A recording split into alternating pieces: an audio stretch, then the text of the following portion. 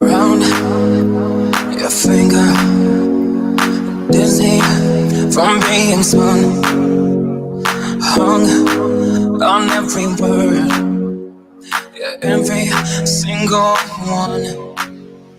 So this is not for na-na, promise to say oh na-na-na. Have all that days oh na-na-na. I'm hard to love oh na-na-na. God knows I need you oh na-na-na. And when push comes to shove, forever is never enough. When I'm with you and don't fall apart, you make me feel like I have a high on beauty is my gift tonight. I don't wanna go another night. And when push comes to shove, forever is never enough. So this is oh na na na na na na na oh na na na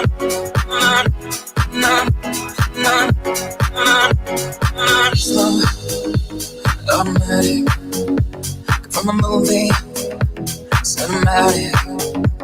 Your beauty is my kryptonite, and I don't want to go. So this is not oh na na na. Promise to say oh na na na. We have a madness oh na na na. I'm hard to love oh na na na. I never thought I'd find someone. God knows I need you oh na na na. And when push comes to shove, forever is never enough. When I'm with you, I don't fall apart. You make me feel like I have a higher beauty is my kryptonite. I don't wanna go another night. When push comes to shove, forever is never enough. We're gonna together, don't let them tear us apart. We've gone through life, got it hard, and we just need one restart. Just tell me you love me, forever is never enough. Just tell me you love me, tell you love me, forever never enough. Oh na na na na na na na na oh na na na na na na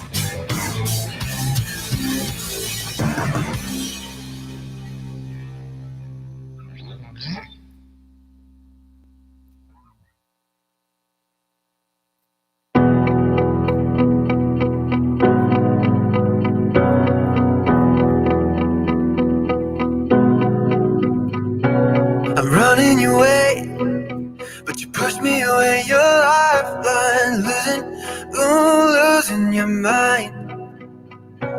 I'm here for you, babe.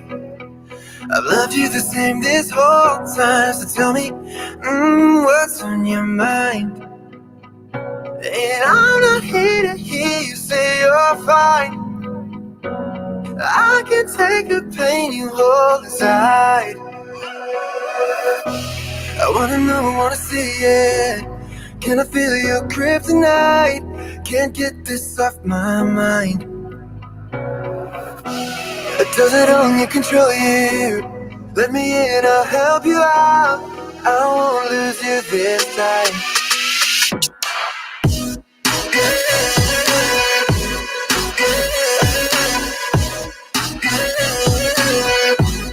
Can I feel your kryptonite?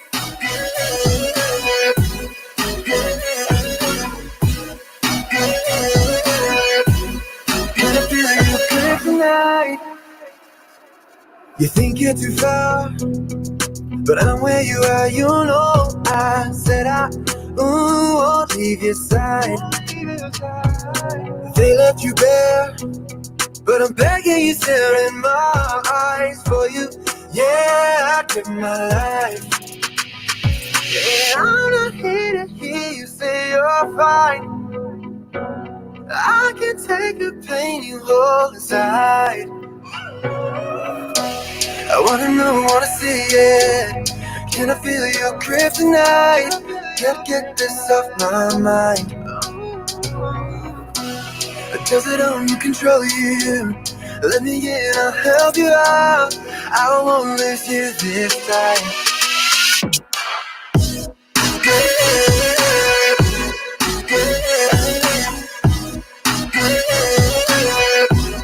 Can I feel your kryptonite?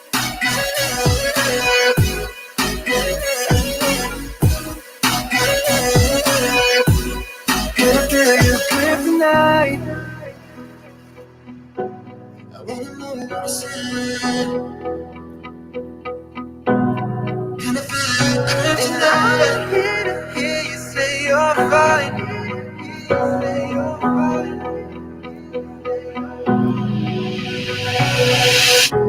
I wanna know, wanna see it. Can I feel your kryptonite? Can't get this off my mind.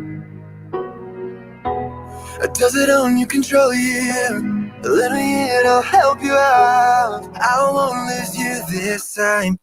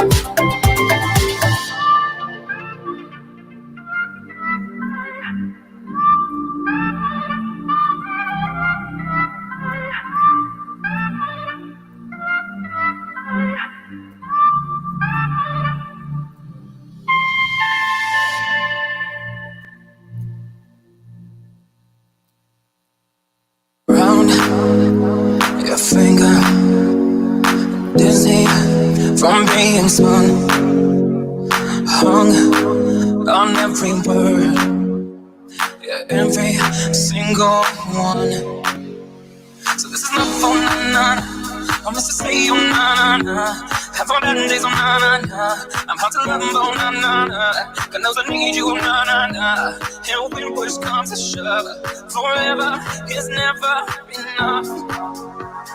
When I'm with you and don't fall apart, you make me feel like I have a higher beauty is my gift tonight. I don't wanna go another night. And when push comes to shove, forever is never enough. So this is my phone, na na na na na na na na phone, na na na na na na.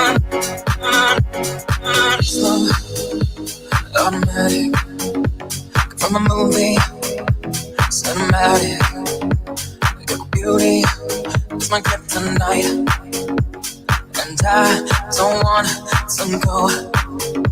So na-na-na. Promise to stay on na-na-na.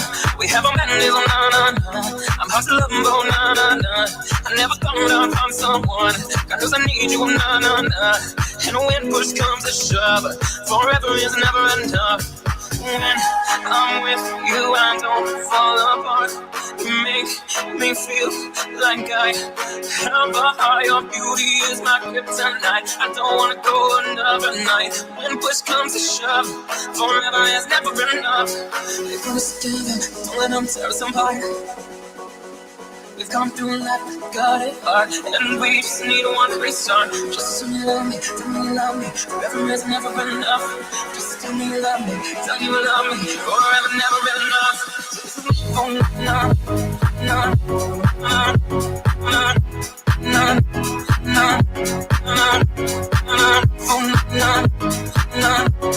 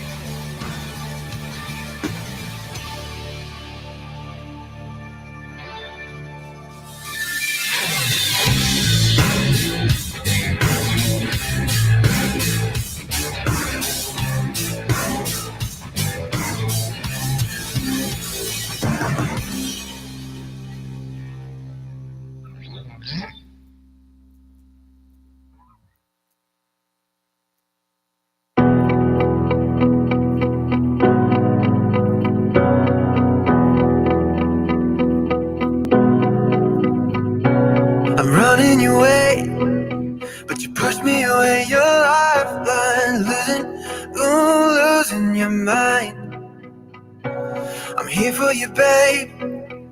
I've loved you the same this whole time. So tell me, what's on your mind? And I'm not here to hear you say you're fine. I can take the pain you hold inside. I wanna know, wanna see it. Can I feel your kryptonite? Can't get this off my mind. Does it only control you? Let me in, I'll help you out. I won't lose you this time.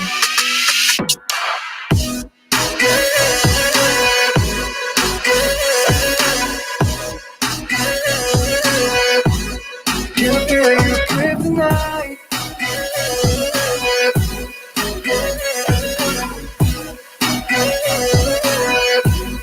Can I feel your kryptonite? You think you're too far, but I'm where you are, you know. I said I won't leave your side. They left you bare, but I'm begging you still in my eyes for you. Yeah, I took my life. Yeah, I'm not here to hear you say you're fine. I can take the pain you hold inside. I wanna know, wanna see it. Can I feel your kryptonite? Can't get this off my mind. Does it only control you? Let me in, I'll help you out. I won't lose you this time.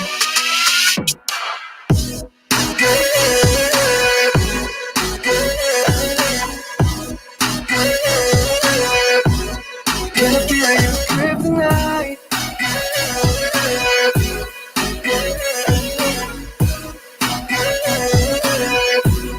Can I feel your kryptonite? I wanna know, wanna see it. Can I feel your kryptonite? I'm here to hear you say you're fine.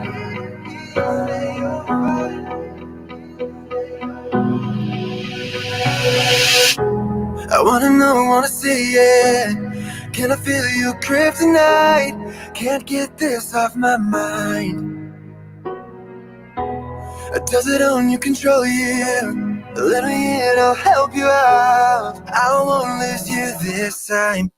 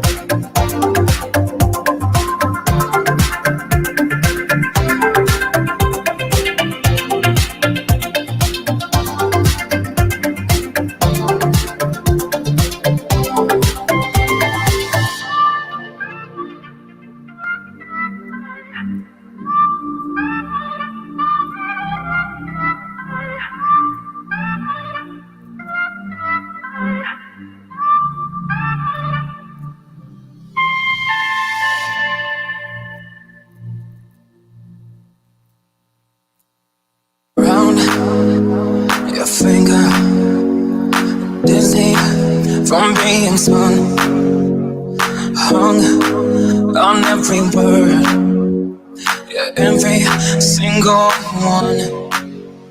So this is not for na-na, promise to say oh na-na-na. Have all bad days oh na-na-na. I'm hard to love oh na-na-na. God knows I need you oh na-na-na. And when push comes to shove, forever is never enough. And I'm with you and don't fall apart. You make me feel like I have a higher beauty is my gift tonight. I don't wanna go another night. And when push comes to shove, forever is never enough. So this is my phone, na na na na na na na na phone, na na na na na na. Slow, automatic, from a movie, cinematic. Your beauty is my kryptonite, and I don't want to go. So this is not na. Promise to say you na. We have a madness, na. I'm about to love him, oh na. I never thought I'd find someone. God knows I need you, na. And when push comes to shove, forever is never enough. When I'm with you, I don't fall apart. You make me feel like I have a heart. Your beauty is my kryptonite. I don't wanna go another night. When push comes to shove, forever is never enough. We're gonna together, don't let them tear us apart. We've gone through life, got it hard, and we just need one restart. Just tell me you love me, tell me you love me. Forever is never enough. Just tell me you love me, tell me you love me. Forever never enough. Oh na na na na na na na. Oh na na na na na.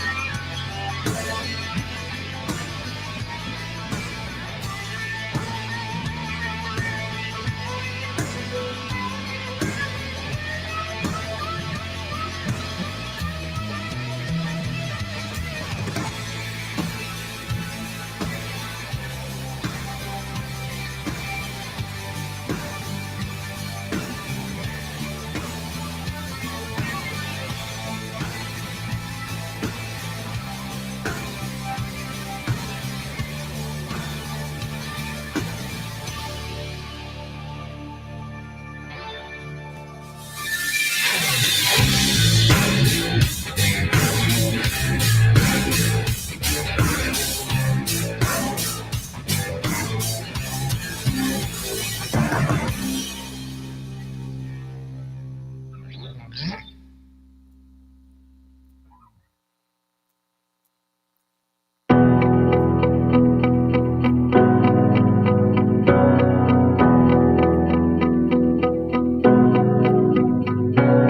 running your way, but you push me away. Your lifeline, losing your mind. I'm here for you, babe.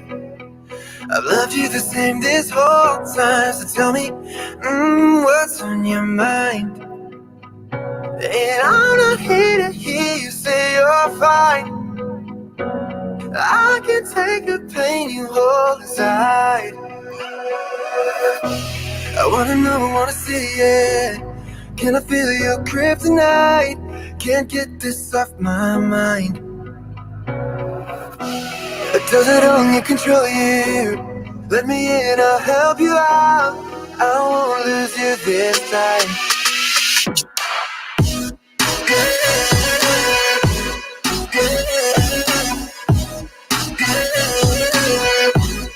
Can I feel your kryptonite?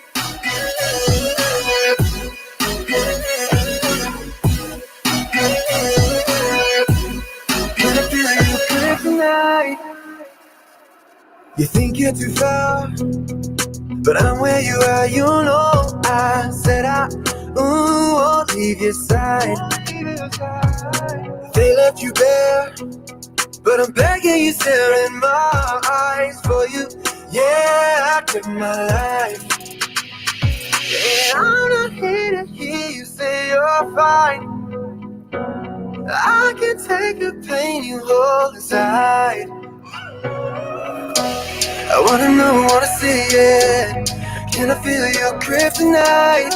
Can't get this off my mind.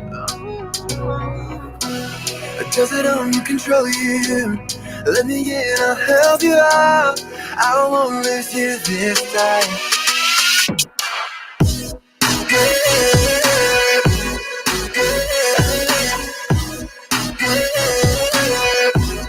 Can I feel your kryptonite?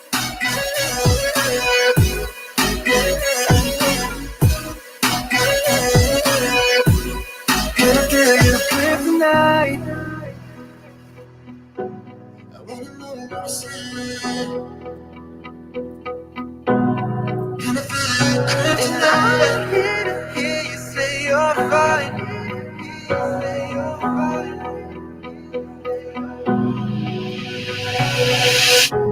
I wanna know, wanna see it. Can I feel your kryptonite? Can't get this off my mind.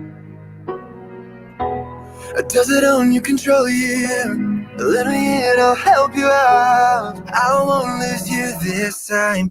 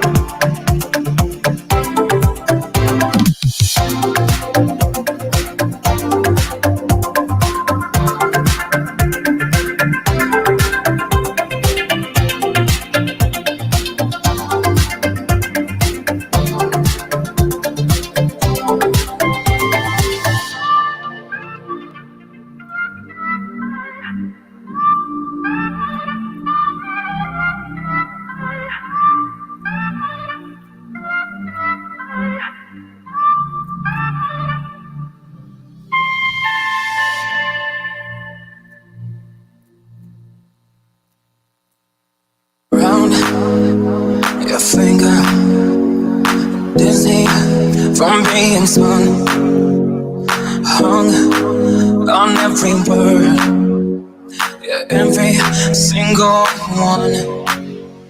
So this is not for na-na, I must say oh na-na-na. Have all that days oh na-na-na. I'm hard to love oh na-na-na. God knows I need you oh na-na-na. And when push comes to shove, forever is never enough. When I'm with you and don't fall apart, you make me feel like God. Ever your beauty is my kryptonite. I don't wanna go another night. And when push comes to shove, forever is never enough. So this is my phone, na na na na na na na na phone, na na na na na na. Slow, automatic, from a movie, cinematic. Your beauty is my kryptonite, and I don't want to go. So this is na-na-na. Promise to say you na-na-na. We have a man days on na-na-na. I'm hard to love him, oh na-na-na. I never thought I'd find someone. God knows I need you, nah, nah, nah. And when push comes to shove, forever is never enough. When I'm with you, I don't fall apart. You make me feel like I have a heart. Your beauty is my kryptonite. I don't wanna go another night. When push comes to shove, forever is never enough. We're gonna together, don't let them tear us apart. We've gone through life, we've got it hard, and we just need one restart. Just tell me you love me, forever is never enough. Just tell me you love me, forever never enough. Oh, nah, nah, nah, nah, nah, nah, nah, nah, oh, nah, nah, nah, nah, nah, nah,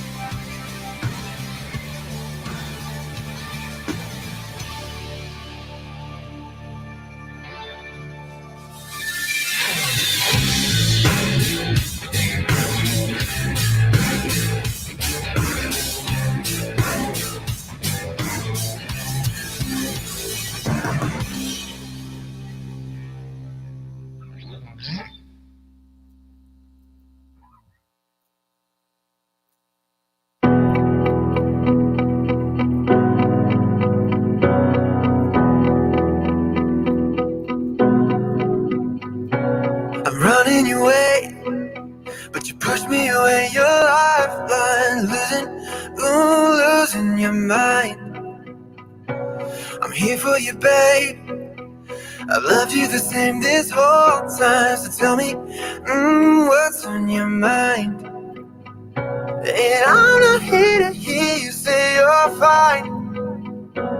I can take the pain you hold inside. I wanna know, wanna see it. Can I feel your kryptonite? Can't get this off my mind. Does it only control you? Let me in, I'll help you out.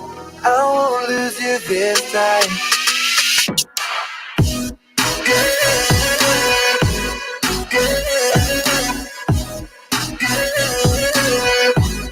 Can I feel your kryptonite?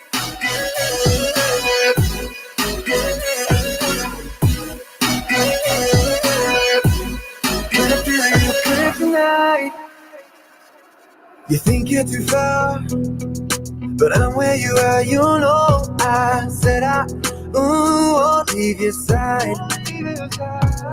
They left you bare, but I'm begging you, stare in my eyes for you. Yeah, I give my life. Yeah, I'm not here to hear you say you're fine. I can take the pain you hold inside. I wanna know, wanna see it. Can I feel your kryptonite? Can't get this off my mind. Does it only control you? Let me in, I'll help you out. I won't lose you this time.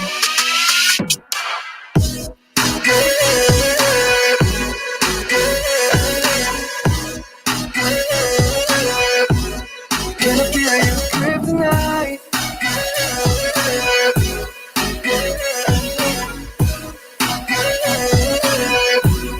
Can I feel your kryptonite? I wanna know, wanna see it. Can I feel your kryptonite? I'm here to hear you say you're fine.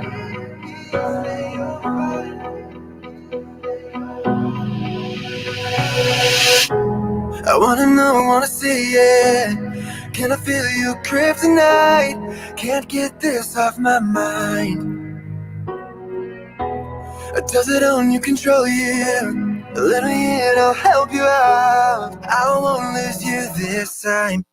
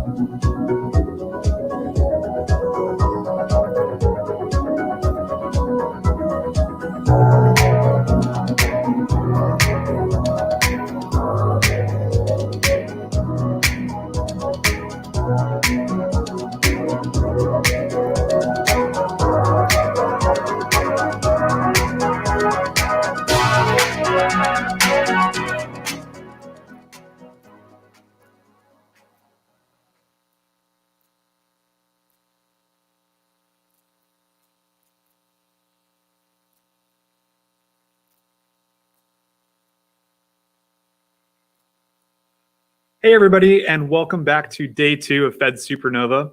Thanks for joining us again today. We have some really awesome programming on tap that I hope you are ready for. My name is Sean Duffy, VP of Partnerships here at Capital Factory, and I'll be walking you through all of our sessions for today.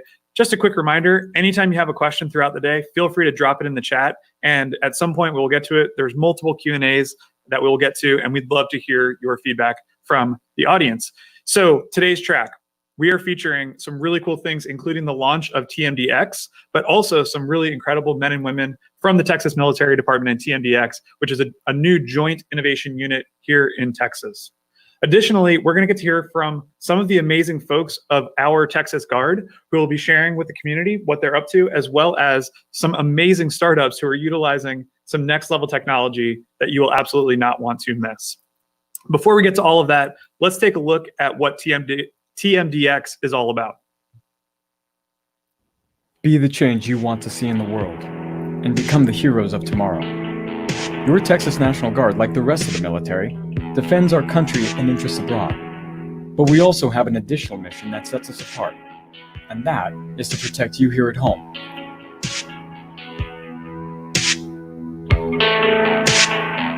In the heart of a storm, we are the ones that move out and move forward when everyone else is told to retreat and take shelter. We are the ones you see in uniform on the front lines of the worst natural disasters, providing food and comfort for those in need, mobile testing and medical care during a pandemic, and ensuring the safety and security of our fellow Texans. We come from all walks of life and different backgrounds. We work and live in communities across the state. And what bonds us together is our desire to serve and make an impact. But the world has changed. The United States faces a more competitive and dangerous environment than we have seen in past generations. Disruptive technologies like artificial intelligence, cybersecurity, quantum computing, and additive manufacturing have the potential to uplift the human condition throughout the world. But our near-peer competitors like China will soon surpass our nation's investment in research and development. They've already started to use these technologies to put our national security at risk. Unbeknownst to most companies, these foreign competitors buy or steal the technology you build and then turn it around, using it against our country. Answering this new challenge will require a whole-of-nation approach for us all to collaborate and contribute in ways not previously seen. Military, academia, and industry working together to solve problems faster. This is what TMDx is all about. The Texas Army, Air, and State Guard has 24,000 people located in cities across the state. We're called citizen soldiers and airmen because we work full-time in businesses within our communities and part-time in the military. Guardsmen are already involved in both worlds. TMDx programs are designed to take advantage of our unique business model to inspire, engage, and support the innovation within our communities and our state's international coalition partners, Chile, Czech Republic, and Egypt. TMDx is the doorway to providing access to our people, facilities, and equipment.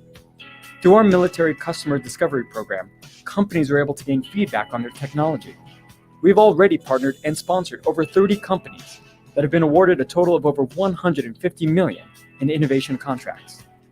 Our public-private partnerships support our state's strategic initiatives, like intelligent and autonomous transportation systems, energy and water resiliency, and environmental sustainability. We believe great ideas reside in our Texas Guard, and we're providing the tools, resources, and mentorship to bring those ideas to fruition. Our fellowship program embeds our airmen and soldiers into startups and non-traditional defense companies, where they learn about problem curation, solution discovery, rapid prototyping, and how to move at the speed of business. Through our honorary commanders program, Community Innovation Advisory Board, and Innovation Task Force, any Texas citizen can play an active role in serving side by side with our men and women in uniform to face any challenge we may face together. We can make an impact in our communities, state, and nation. Be the change you want to see in the world, and become the heroes of tomorrow. Like I said, super cool stuff. And at this point, I'm excited to welcome to the stage Major Alex Goldberg, also known as Stoichi. He is an Air Force pilot with thousands of hours of combat experience in the M16, MQ-1, and MQ-9. Some of those I know about. He's a graduate of the Stanford Ignite Graduate School of Business, a National Security Innovation Network Fellow, a Fellow from the Department of Defense Advanced Research Project Agency, also known as DARPA, and Managing Director of TMDx. Also somebody I am proud to call a friend. Stoichi, welcome to the stage. Appreciate it, Sean. Thanks for the warm introduction. I'm humbled and grateful to be here with everyone today to formally launch the Texas Military Department Joint Innovation Unit, TMDx. What most people don't know is that we actually started back in 2017. Before AFWERX or Army Futures Command, the National Security Innovation Network, known as Ensign or NGA Outpost, we were in the background working with the lead for the Department of Defense Innovation Unit here in Austin, Major Zach Walker, who actually first joined the military by enlisting in the Texas National Guard. Our goal was to figure out how best to leverage the National Guard, right, the largest in the nation, which is Texas, to tap into the innovation within our communities, right, to support the Secretary of Defense's innovation initiative. We've been in stealth mode, working in our community very much, in line with the lean business model. We started small, we thought big, and now we're ready to scale. But today is not just about telling you what we're going to do. It's about showing you what we've been doing, right? The impact that we've already had, what we're working on now, and where we're going in the future. It's about continuing that dialogue within our communities and how best to inspire, engage, and support our industry, academia, and citizens throughout the state and country to help us create the tools to ensure peace and prosperity, and to ensure that we're ready to respond to whatever challenge we may face together. Never more than now is the collaboration and partnership between your National Guard and the communities we live, work, and serve been so critical. In large organizations, there's always bureaucracy. And for those entrepreneurs and innovators within the Texas Guard who continue to challenge the status quo, who have great ideas and just need help to bring those ideas to fruition, we're here to serve you. This is your innovation unit. For those leaders in our organization that have difficult challenges and need help, we're here to serve you as well. And for those entrepreneurs and innovators within industry and academia who want to support their community, state, and nation, who want to work shoulder to shoulder with those in uniform that choose to risk and sacrifice for you, we're here to serve you. That's what TMDx is all about. To those that have joined the cause with our organization to bring about change and to enable this day to arrive, our innovation officers, government affairs, public affairs, protocol, joint staff, and all those in the shadows, we see you, we thank you, and we're grateful for your support. But none of this would have been possible without bold leadership that provides a vision of what the world could be, who provide the resources, the manpower, and the top cover that have enabled us to move fast, productively fail, channel our skill sets, our aptitudes, our passions to move our nation forward. In any large organization, right, you have the bureaucracy, but you need those leaders who are willing to cut through the red tape, take the risk, get after it, that trust their people and empower us so that we can all make an impact. And we're fortunate to have those leaders and for them to be with us today for our launch event. Our 4-star general, a member of the Joint Chief of Staff, and who's the Chief of the National Guard Bureau, General Engel, and our governor-appointed Adjutant General of the great state of Texas, Major General Tracy Norris. They've shown us the way. And so without further ado, I'll first invite General Engel to the stage.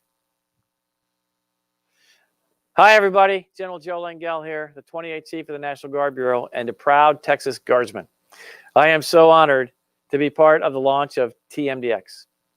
I want to congratulate General Norris and the men and women of the Texas National Guard for this exciting achievement. But I'm not surprised. No one innovates like the National Guard, and especially not like a Texan. As members of the National Guard, you bring different perspectives and experiences to tough military problem sets. We don't know what the uniform is ever going to ask of us, but we stand by ready to adapt and carry out the mission no matter what. That's why I've made innovation a priority of mine as the chief. We have to be able to carry out our warfight, homeland, and partnership missions better, faster, and at less cost to the American taxpayer. As always, Texas rises to the challenge. Last month, your presentation at the National Guard Innovation Competition blew us all away. You proposed an initiative to use 3D printing technology to make replacement parts for F-16s. But the innovation didn't stop there. You found novel solutions to make 3D printed personal protective equipment, parts for emergency ventilators, and so much more. As we continue to fight against COVID-19, this innovation no doubt will help save lives. Because of hardworking, talented Guard members like you, we never stop improving, we never stop innovating, and we never stop serving the American people. That's why you don't mess with Texas. Congratulations to all of you on the launch of TMDx, and I'm really looking forward to retiring and getting back home with you all soon. Good luck. Thank you.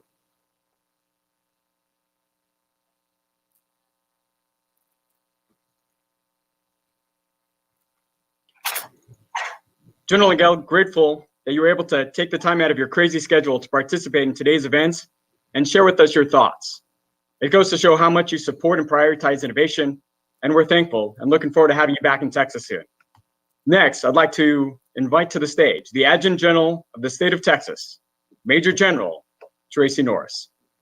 Thanks, Ricky. And General Engel, thank you for that great introduction. I really appreciate it. And of course, you can tell he's a Texan.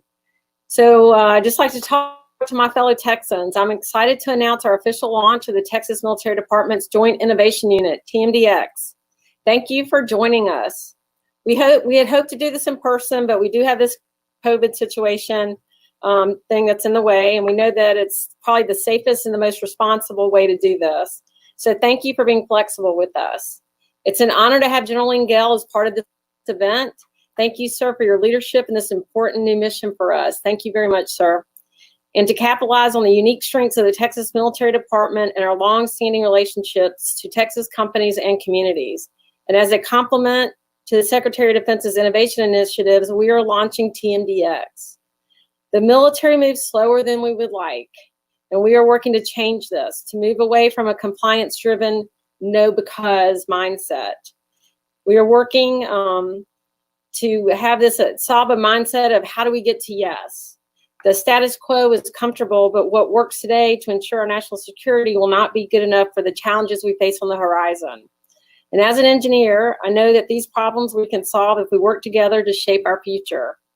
We have an innovation corridor right here in Texas, which includes 4 of the top 10 largest cities in the country: Houston, San Antonio, Dallas-Fort Worth, and here in Austin.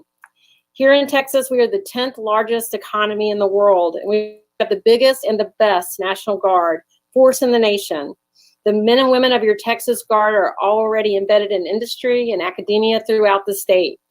We are uniquely positioned to take a leading role in establishing a culture of innovation. We do this by capitalizing on our existing partnerships and expanding that in the ways not previously seen, by leveraging our international state partners, our world-class academic institutions, and our Texas mentality of being bold, thinking big, and getting after it. For those of you who know me, I'm more of a doer than a talker. And as an engineer, I'm biased towards action. So without further ado, I would like to roll a quick video to highlight what this is all about. The National Guard is the oldest branch of the military and has been protecting our homeland since 1636. We live and work in the communities we serve and embody our motto of being always ready and always there. We are your neighbors, your family members, your teachers, doctors, first responders, and engineers. We work in diverse communities across Texas in startups, academia, and businesses big and small. We have a unique dual mission unlike anywhere else in the military, in which we serve our state both as citizens of the community and in uniform, ready to respond to our darkest hours here at home, as well as defend our country overseas when called upon. To ensure we are able to rise to that challenge, I expect our men and women to think creatively and innovate, using their civilian skill sets and experiences to benefit our missions. As a leader, I know we must provide pathways for individuals to bring their ideas forward and make an impact on our national security. This is not an option. This is a strategic imperative. It's about taking care of our people, about maintaining readiness and effectiveness, and solving any challenge we may face as a state or nation. This world we live in right now is desperate for leaders to go out and fundamentally change the way we approach challenges together in order to ensure peace and security. Our nation needs your help, and frankly, there's never been a better time than now for you to serve with us and be the heroes of tomorrow. TMDx is my response to that call. From protecting our fellow Texans during hurricanes and pandemics to defending our interests abroad, this joint unit will act as a pathfinder in leveraging your National Guard to tap into the innovation of our communities by inspiring, engaging, and supporting Texans to solve both state and national security challenges. We will contribute in ways not previously seen. TMDx will have personnel dedicated to discovering great ideas, working alongside subject matter experts who will be given the tools and resources to make these ideas a reality. We will leverage our organizational talent, international state partners, and work with academia and businesses throughout the state that want to help us move our nation forward. This is how we serve. We are Texans serving Texas. Please join us on this journey. Well, very cool. Thank you so much again, ma'am, for joining us today. We've got some questions that we have prepared, we've gathered from the audience. Just a reminder for anybody who's in the Hopin or YouTube, if you have questions, drop them in the chat and we would be glad to ask either Major Stoike or General Norris. But just to kick things off, why don't you, ma'am, just give us a little bit about your background and tell us how you came to be the Adjutant General for the state of Texas. Well, sure. Very quickly, I ended up in the military because the Army said they would pay for my school, ROTC scholarship. I went to school in Florida, but right after school, I joined the National Guard, and I've been a National Guard member for 34 years now. I've served in Florida, Georgia, Washington, D.C., and in Texas. Finally made it to Texas. I've been here since 2001. And I've been fortunate to have very good leaders and advocates, and I just kept getting opportunities. And then one day, the governor asked me to be the Adjutant General of the Texas National Guard, the biggest and the best guard in the nation. So just very fortunate. Yeah, and I think the Adjutant General, that role, it's something that maybe some of our community members are familiar with, but can you give us a sense of exactly what that means, for the state of Texas and for the different groups that you represent? So first of all, every state and territory, there are 54 adjutant generals. Every state and territory has one. And basically for Texas, we have about 24,000 soldiers, airmen, and state guardsmen. We're the largest Army as far as probably in the top 10 of the world as far as the Texas Army National Guard. We have real world missions on our Air National Guard side. As well as we're in the COVID mission. We're also we supported DPS and civil disturbance mission, as well as we're still deploying troops overseas. We have soldiers in the Sinai. We have our Texas Air Guard as flying missions, real missions as we speak. So we're Texas National Guard. Most of our soldiers and airmen are traditional, have other jobs, citizen soldiers, and they still come and serve their country when they're called, and it could be 1 week in a month, or it could be for like this COVID response where we've had people that have been on for months. Absolutely. Very cool. Thank you for that. And I think similarly, Stoike, you and I have known each other for a long time, and I've always tried to kind of figure out exactly what you do. But I'd love to hear, first of all, I'd love to know what your role is within this innovation unit. But tell us about your background, kind of, what's your story? Where did you come from? And how did you align your personal passions with the mission that you're focused on now? Yeah. So passions, we'll start with there of my wife, Hannah, my twin 4-year-old boys, Grant and Lincoln. Love playing tennis, flying, ballroom dancing, and the Texas Hill Country. So it'll be 19 years this September. But on September 20th, 2001, I actually enlisted in the Guard just a few days before I was going to start UCLA. My parents thought I was crazy. My family is a bunch of lawyers and doctors, knew nothing about the military, but I wanted to serve and I wanted to have an impact. And I saw those F-16s flying over my head on that day, and I had a sense of calmness. And I thought, wouldn't it be cool to be an American fighter pilot and to protect my country? And fortunately, when I graduated UCLA, I applied for a slot and was fortunate enough to get through pilot training, fly F-16s, and actually then go do that Noble Eagle alert mission to protect the country. From there, I've thousands of hours of combat, flying MQ-1s and MQ-9s in the intelligence, surveillance, and reconnaissance world, and now here in Austin as the Chief Innovation Officer and the Managing Director of now this new innovation unit. Very cool. Well, I think that sense of serving and purpose and mission, those seem to be recurring themes for what we talked a lot about yesterday, how members of the tech community can get involved.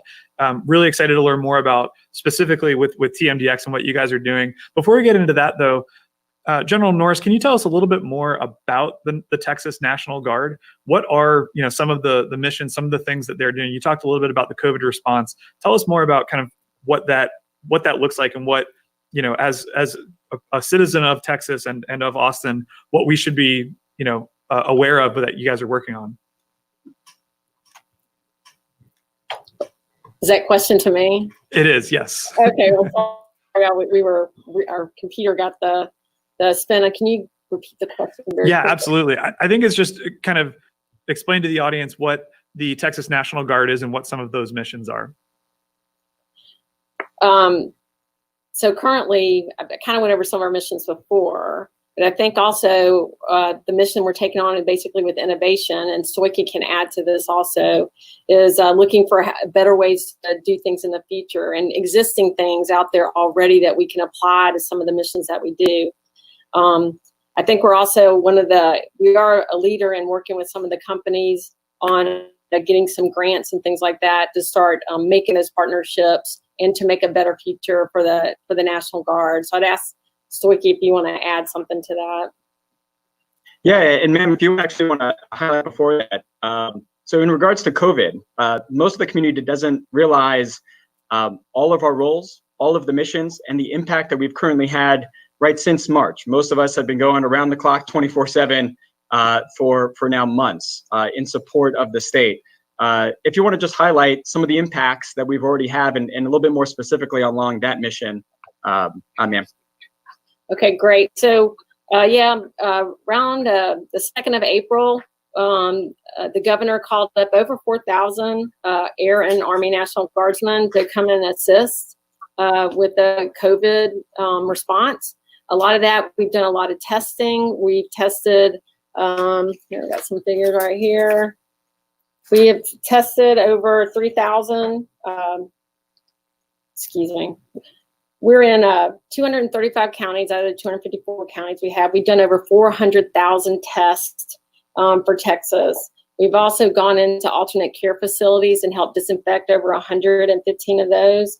We've been in 9 of the local food banks all across the state and distributed over 82 million meals because their volunteers are not able to come in. And we've also, in 8 of our armories across the state, we've worked as warehouses for dishes and the Department of Emergency Management. With over 7,000, we're storing over 7,000 pallets of PPE that get delivered regularly to the hospitals when they're needed. So we've had a big role. Again, our partners are our Health and Human Services, as well as Department of Emergency Management, and then also the FEMA and a lot of the other interagency. That's incredible. So much coordination, so much, collaboration across different organizations.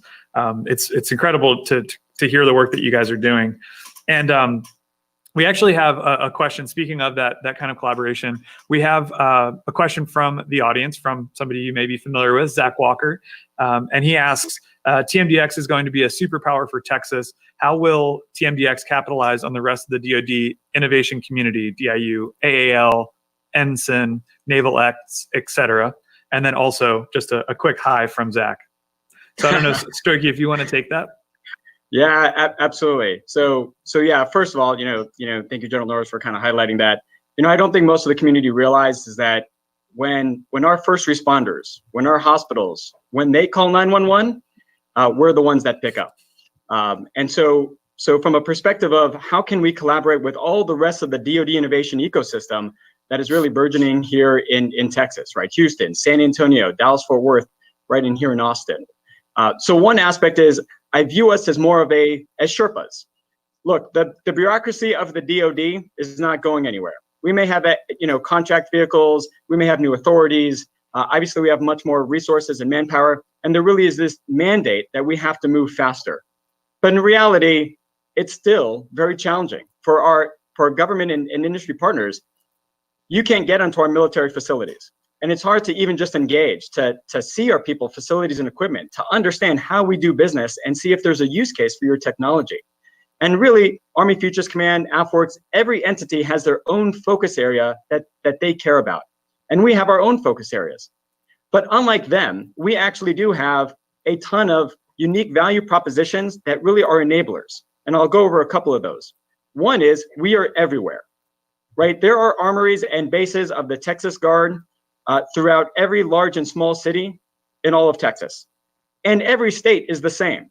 Guard Nation is everywhere amongst the 54. The second thing is General Norris had mentioned that we are citizen soldiers. The vast, vast majority of us, we actually work in the industry. We work in academia. We work at the Googles, the Apple, the Facebooks. the NASAs, right? On the next panel, you'll get to see the quality of our folks, and they're not unique. They're not the exception to the rule. This is the very vast majority of those that serve in the Guard. They actually work. My brother is in Facebook, right? And so on the other hand, they also have the ability to gain a lot of these skill sets. So they're in both worlds. They talk military, and yet they also talk industry, and they can help navigate that bureaucracy. The other thing is we're bringing the international flavor and the coalition partners, right? We have Chile, Czech Republic, and Egypt. And every state is partnered with several countries. Those are our three.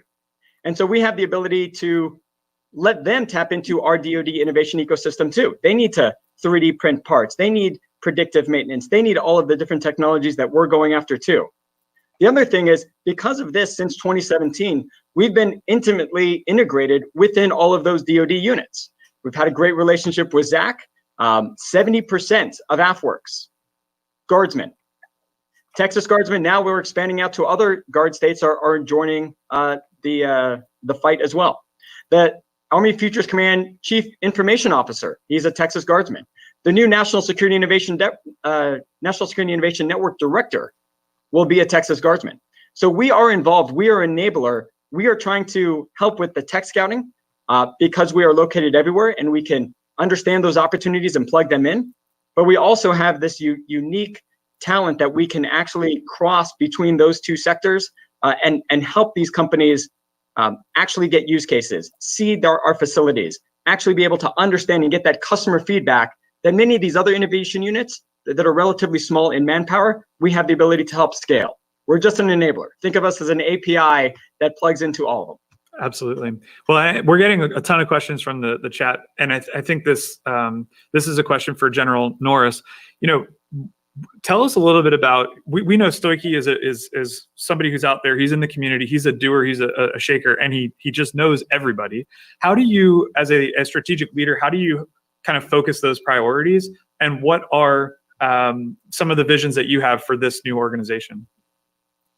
Well, I think as far as where I sit right now in my priority right now is to really make sure that I open up operating space for the TMDx, where there's take away any constraints or any thoughts of constraints. So people that have the ideas will come and talk to us, and then the guardsmen are almost like interpreters, can see what's being talked to, or what kind of innovation from the civilian side, and then how can it apply to some of the missions that we might do. So I see my biggest, because I'm not that smart. I'm a kind of a dinosaur when it comes to IT and everything. But my job is to open up that operating space for them, so they can have the freedom to share ideas back and forth, and then what those do we take forward, and how do we resource them, and how do we get that to some point where it is making a difference in how we do some of our, I say, National Guard missions, because that is my focus, even though it can help the whole DoD. Absolutely. Stoichi? Yeah, and Sean, I'm just saying in the chat here from Paul Norwood, right, from Army Applications Lab that I know, and he had a great question. TMDx leads our National Guard and will accelerate solving problems that matter most to our communities and national security. Any initial thoughts on how we're focusing our innovation efforts? So the focus of this innovation effort is to meet the TAG's priorities that she just articulated. First, it's about taking care of people. My passion is, I know that I've been out in the field, right? I've had the combat experience, and I know that our unique challenges, but I've also been able to see those opportunities. But I'm not a unique special snowflake. At the end of the day, there are tons of talent within our ranks, and they have great ideas. But they need the tools and the mentorship and the resources to bring that to fruition. So that's one of those elements. They need innovation education. We need to provide pathways for them to be successful. So that's one, is just taking care of our people. Some of our programs are actually embedding our airmen and soldiers inside companies in the community. Let them understand about problem curation, solution discovery, rapid prototyping, how we move at the speed of business, right? What can we learn that we can take back to our organization to help our business transformation, processes, whether it be organizational or regulation or whatever the case may be. The second piece is readiness. Look, the Texas Guard, as the largest in the nation, during Hurricane Harvey, we saved tens of thousands of people, while also then supporting Florida and then Puerto Rico while deploying people downrange. And we're doing the same right now. going around the clock, and yet we still have missions. We're still training fighter pilots. We're still, transporting cargo around the world. We're still literally fighting missions in combat right now. So how do we, in essence, find that technology that will help us make sure that we are relevant to answer our nation's call both home and abroad? So that's one aspect of solving our commanders' problems, solving the problems that and opportunities that our airmen see. And lastly, it's about communicating and partnering. Look, we've had a couple 100-year head start here on partnering in the Texas Guard. We are very good with partnering with our government agencies, and now we're kind of expanding that envelope into academia and into industry. And as General Norris had said, to contribute in ways not previously seen.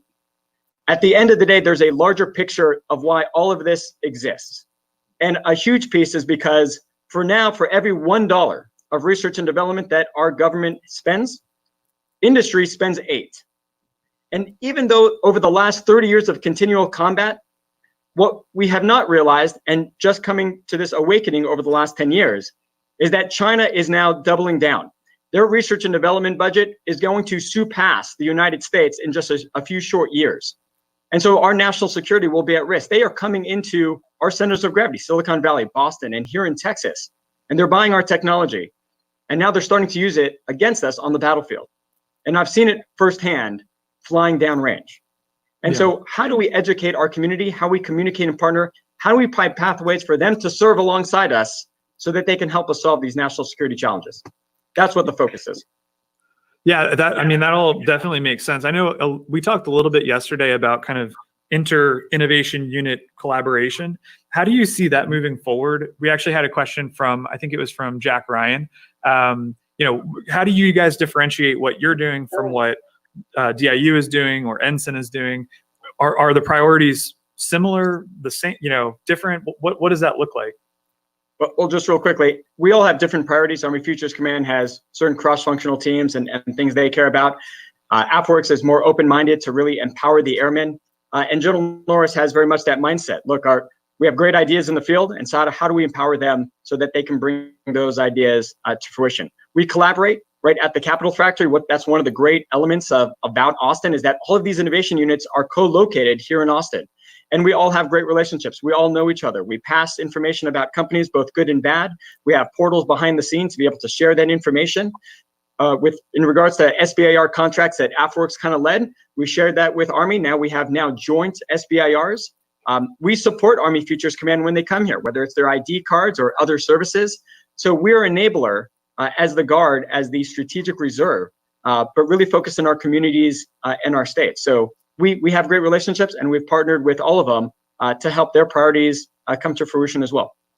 Yeah, absolutely. Well, you touched on SBIR, and General Norris, I want to talk to you about,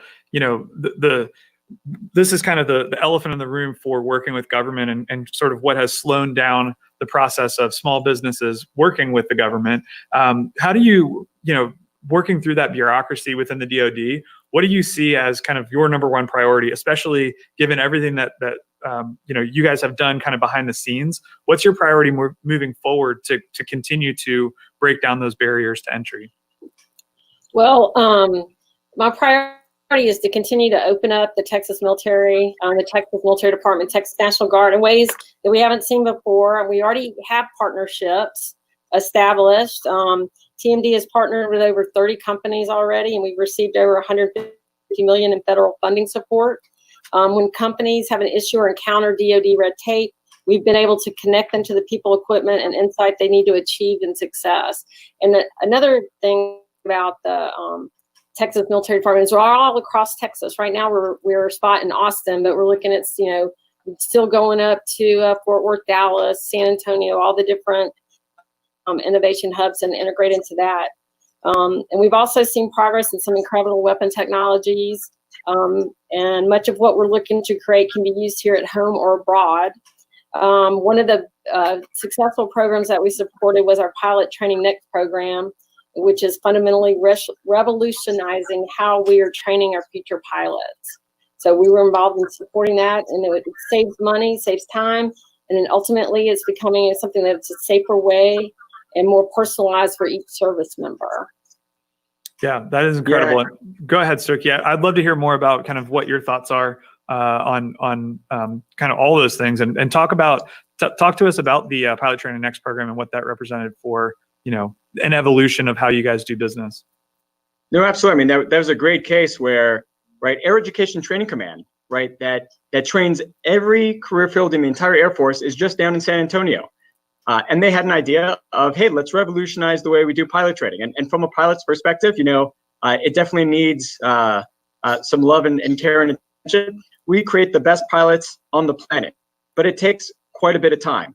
And so they presented a possible solution, right? We only have so many planes, so many instructors, and they said, hey, why not use artificial intelligence instructors and some of the technology that we find in Austin and create this experimental pilot training program? We only have one challenge. We actually don't have a facility. We need ramp space, classroom space, manpower, resources. Besides that, I think we're good to go. And so they reached out to us, and we presented that to our leadership to go, I think we have a chance here to be a supporting entity, just like we support Army Futures Command and AFWERX, whether it be from personnel or internship programs or a number of other ways that we've been interacting so far. This was just a case where at Austin Bergstrom, an Air Force pilot training base being stood up at the Texas Army National Guard, right? And we had Air Force aircraft nestled in between our UH-60 helicopters. And we shared a lot of those lessons learned with Army Futures Command, and they created Army Aviation Next. This is a collaboration between all of us. We need to work out of our silos and collaborate in ways that, like General Nara said, has not previously been seen. It all comes down to we need to move faster, right? Our adversaries are moving faster in space, faster in hypersonics, and faster in fielding commercial technology, especially that which is here in the United States. So that was just one of those programs where a government entity, right, just like Army Futures Command, Ensign, and AFWERX have done in the past, AETC had come to us, and it's been very successful. We cut pilot training from a year and cut it down to 6 months. And then those graduates actually came to our F-16 schoolhouse, and 4 of them, we converted and made American fighter pilots. That is incredible. What a great success story. And I guess to kind of add on to that, you guys are talking about all the ways that you have changed, the way that the military has done business in the past, and looking into the future. Obviously, the COVID, post-COVID world that we're in now is changing things.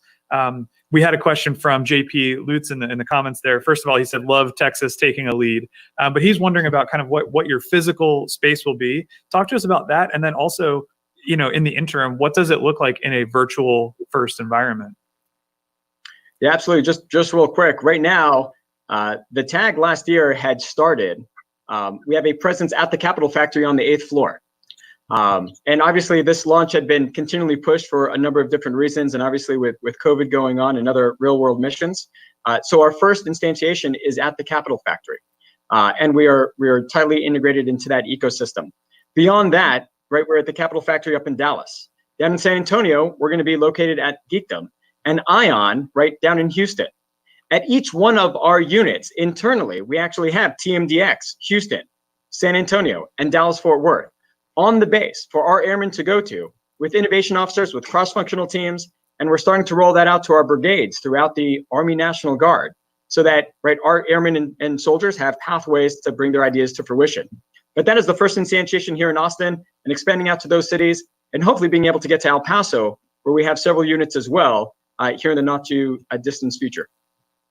In the interim, we have a website, and please visit us at tmd.texas.gov/TMDx to learn about those programs, be able to sign up.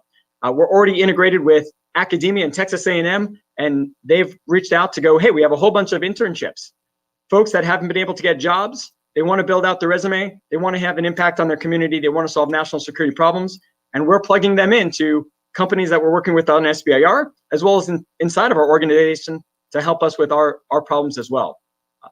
Hopefully that answers your question. Yeah, no, that's super cool. And yeah, we did pull up the link there. So if you're watching from home and you want to find out, how you can get involved, definitely check out that link there. It's super cool to see that you guys are doing that. And I know we're excited to talk later with some of the folks from the National Guard group who are actually working on fellowship programs and really cool ways that people can collaborate and get involved. I guess, we've kind of touched on a little bit of kind of where things are at now, where things are going. But General Norris, can you tell us a little bit about like what was the impetus to create TMDx, and based on, especially with your experience for what 34 years being in the Guard, tell us like why now, and how is this, what's the inspiration for putting this together now? Well, it all goes back to our guardsmen, our soldiers and airmen who are coming up with ideas. And again, Stoichi is a great example of approaching me with, hey, this is some opportunity here that we could do. And then kind of growing into an idea and a concept. And then in my role, I'm like, yes, I'm all about this. Let's go do it, is resourcing that concept and getting them, again, that operational space where those soldiers and airmen that have these ideas can interact. And it's to have an open mind, to have people not be afraid to have an open mind and come up with the ideas they have. When you create that environment, there's so much that can come out of that. I truly believe that. It's funny you say that. There's actually a really cool company that I absolutely have to give a shout out to, a guy named Patrick Hitchens with Fit Rankings. And Stoichi, you know that story. You met with him and have, as they say, the rest is history for how they were able to take advantage of the SBIR program. But Fit Rankings is a company that I didn't think necessarily would have been, something that would be interesting to the DoD. And yet, they literally just walked downstairs and met with, I think it was probably you, Stoichi. Tell us about that and kind of how you're finding really interesting solutions in just very different ways. Yeah, the one thing that our leadership has been able to give us, right, with that operating space, as General Norris is talking about, right, is really access to our people, facilities, and equipment, right? Because we're everywhere, from F-16s to C-130s to MQ-9s to literally everything in the entire Army arsenal is in our state. And so when Pat had reached out to us to go, hey, we got this Fit app that can bring in any data that you have from your phone, from your watch, from a Garmin, from any fitness device tracking. One of the things for us is, look, we're only, on duty for the most of the 80% that are part of our organization, 1 week in a month, 2 weeks in the summer. And so when we do have access to them and we do get to train, we want to focus that opportunity and not necessarily worry about on their fitness. So the ability to then reach out to our air wings in this case and literally get thousands of people to join in, and we're able to track their fitness, allows us to make sure that they're ready, right, for whatever the nation calls, in this case, COVID. We did experimentation. We were looking to do an experimentation for looking at your heart rate to be able to determine if you have COVID or pre-symptomatic. We were able to use them and reach out to the Air Force health services to be able to go, do we actually need our physical fitness test as often as we do? If I can see your health stats and we're tracking you throughout, the course of the month and the course of the year, and you're a marathon runner, then maybe we can focus our time and save manpower and resources that way into things that are more important. But that is just one novelty of, look, if there are problems, right? The DoD is the largest organization that we have, right, in the entire country. And if everything from public affairs to medical to logistics to everything in between, we have it. And we are continually looking to find a way to do things better. And so that was just one use case of a company being able to reach out to us, sponsoring through an SBIR. They won $750,000 and the rest was history. That's so cool. I wonder if you're going to be able to track the fitness data, before, during, and after COVID-19 and see if that, I don't know if you've seen, but like the COVID-15 is real, are people going to be out of shape when they get out of this thing? That would be pretty interesting. And, we're actually getting a lot of questions in the chat. Jack Ryan asked, what's the best way for non-traditional technology defense companies to engage with TMDx? I know you guys put the website up earlier, but what recommendations do you have? Maybe General Norris, if you want to touch on this a little bit, for folks that are like a Patrick Hitchens with Fit Rankings, that have something that they think, hey, maybe this has an application. Where do they engage? Like, what are their entry points? Well, all of the areas that Stoichi mentioned, and Capital Factory and Austin, all those things. It also internally, and when I say internally, we're setting up an innovation unit in our state guard. which is a different kind. We have our Air and Army National Guard, which has a federal contract that goes with that with the individual. But on our state guard, it's strictly volunteer. And if they want to become a member of that innovation unit, which will bring ideas together, and again, how do we apply those? But there's all those. There's the website, there's the different locations, as well as the new innovation unit in our state guard, and also on just Major Goldberg, who's the director of our innovation unit. So that's we're easy to get a hold of. I don't think we have a ticker with his phone number on it, and we won't put it up there, but you know, he is relatively easy to get in touch with. And I think another question coming from the audience from Shady DeJesus, who's been working with Bunker Labs. She's incredible and a great part of the community. She actually is wondering if there's going to be a sort of marching battle rhythm for you guys for engagement, something similar to, you know, what we've seen with other folks who are leveraging SBIR. What do you think about that, Stoichi? Yeah, first, Shady, it's always been great to working with you when I've been at the Capital Factor and having our conversations. Love Bunker Lab, great organization, right, for those that are veterans that want to start businesses and be able to get those resources. Fantastic organization, couldn't say enough about them.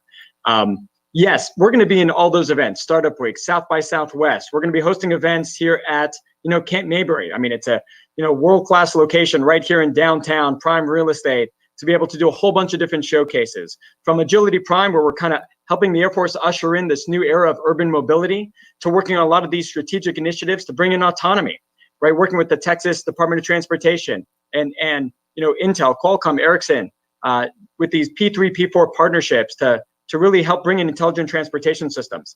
Whether it's energy and water resiliency initiatives, we're creating an energy, you know, grid here, and we are, you know, working with UT on a geothermal initiative and a whole bunch of different energy-focused areas so that we can be resilient in an electromagnetic pulse attack or anything that we may face. And same thing with water resiliency. So I think that there's a number of different ways in which we're going to have that continual battle rhythm, but a lot of it is the programming that is continually happening at the Capital Factory, as well as our own, to be able to release some of these other programs. And happy to discuss any one of those programs, to include, right, our Honorary Commanders program, where we allow, right, you know, C-suite executives within industry to be able to be embedded in our units, come to, right, CR retirements and sessions, and when we have our state partners come over, or innovation competitions, or a number of different ways to build that local sense of ownership. The Innovation Task Force, where, you know, General Norris had talked about, where, right, 1 week in a month, imagine being able to be at the Capital Factory, helping our airmen and soldiers work through some of those problems, that problem curation, solution discovery, whether it's P3, P4 programs, partnering with industry, whether it's, you know, building facilities, energy projects, and a number of other different type of entities to work with the community, or a number of other programs that we have. They're all on the website that really allow any citizen soldier, right, any citizen, to work with our soldiers, to get access to our people, whether it's just simply, I have a piece of technology, and I'm not even trying to sell it to you. I just want to actually talk to someone in logistics or medical or a pilot.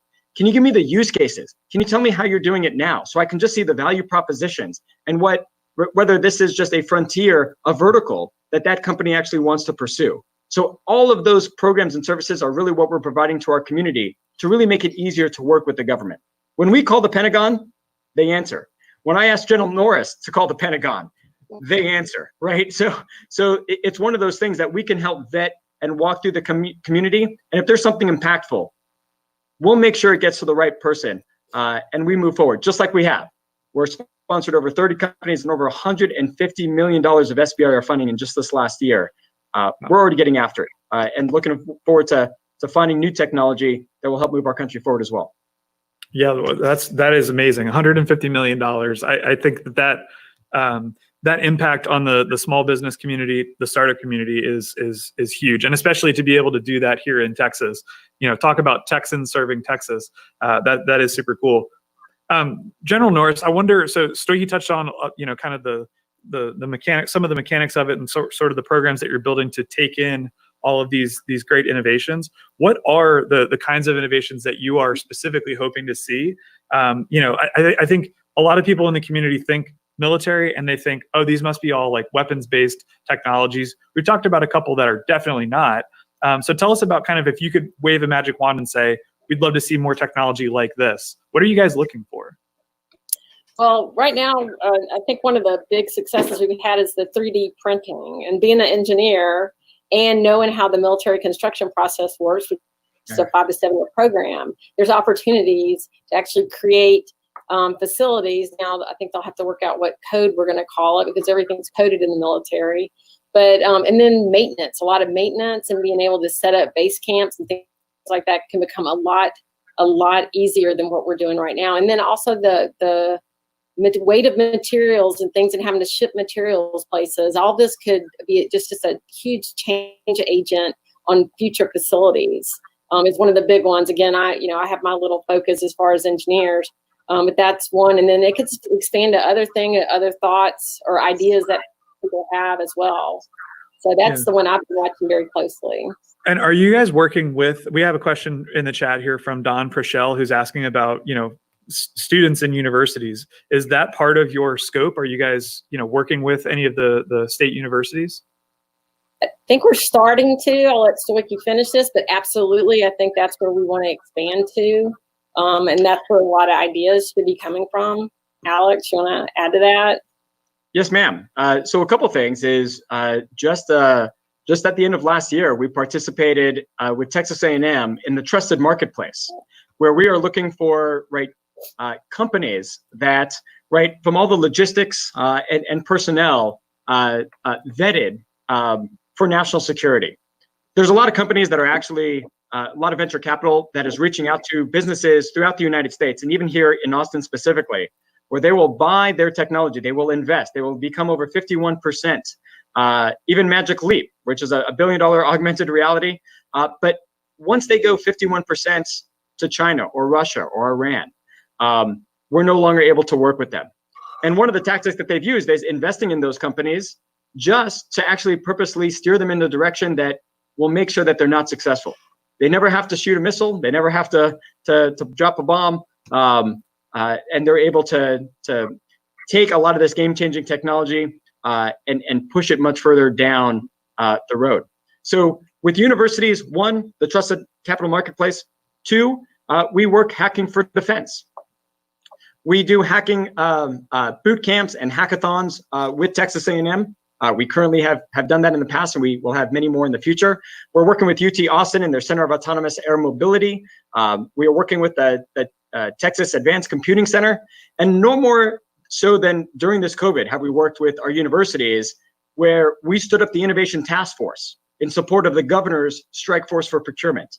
And when it came to 3D printing, we reached out to all universities, from Rice to Texas State to UT Dallas, UT Austin, Texas A&M, to really help us lead in the design and manufacturing of PPE, and then in its production. So we have a really close relationship, from decision-making tools to 3D printing and everything in between, and are continuing to foster that relationship so that they can also get access to our people, facilities, and equipment. Interns, when you have problems, be able to come to our base. We've had that where we've given them data so that they can help solve problems, and vice versa. So yeah, continuing that relationship is definitely one of our top priorities. Very cool. Well, the next question we have, and this may be our last question, this is probably something we could talk about for an hour. So, I guess if you could briefly touch on, Paul Norwood asked this question in the chat here, given how the National Guard and military services are adopting these novel capabilities, how do you approach the challenge of scaling and transitioning that technology? Obviously SBIR phase 1 is one part of that. The goal would be to get to phase 3, full implementation. How do you guys approach that? What's your thought process around that? Yeah, I mean, that actually is a great segue to our third panel today. We are taking advantage of other Air Force programs. There's a couple things. One is the National Guard gets a $500 million for innovation called NAGRIA every year. And it's to help modernize us, right? We also have a mission right here at home, right in our communities, in our state, to be prepared for the hurricanes and these natural disasters. And so we have our own pot of money, right? General Norris has her own pot of money, right, for sustaining, stuff as well. When it comes to large things, we reach out to the sustainment elements in the Air Force or in the Army, right? That's one of the great things about the National Guard. Half of us are Army, half of us is Air. We are a joint organization. So when we're working with companies, we give them both perspectives. Just like General Norris was talking about 3D printing buildings from Icon. which is one of the panel members in our third session here, we help them take their technology, showcase to NASA, to the Marines, to other DoD funding, and to provide them other contracts. But long term, we showed them the right entity within the Air Force, and we help pitch it to them, and they listen to us. And so what the Air Force is doing is they have a program called the StratFi. So we take those phase twos, and the Air Force is making some strategic bets to help bridge that gap between a small innovation, look, we're giving you a little money just to try it out, all the way to a program of record. The reason why I call it a valley of the shadow of death is that it takes 3 years. Our budget process, we work on the budget now for the one in 3 years from now. So even if we saw a teleportation device and said, this is fantastic, it would still take 3 years to go get the funding to actually rapidly scale it. And so we reach out to DIU to help us with those transitions and our other entities, Army Futures Command. And here in the Air Force, 2 of those companies, Ascentium, 3D printing parts for our F-16s and C-130s and vehicles, and Icon, literally 3D printing buildings. We're going to be printing barracks here at Camp Swift. Both those companies are on the third panel, and you can talk to them about their experience. What was their hesitation to work with the government? What has changed? And how do they feel now in their path towards success in this vertical of transition to the government? Absolutely. General Norris, did you want to add to that? No, I can't add to what Alex talked about.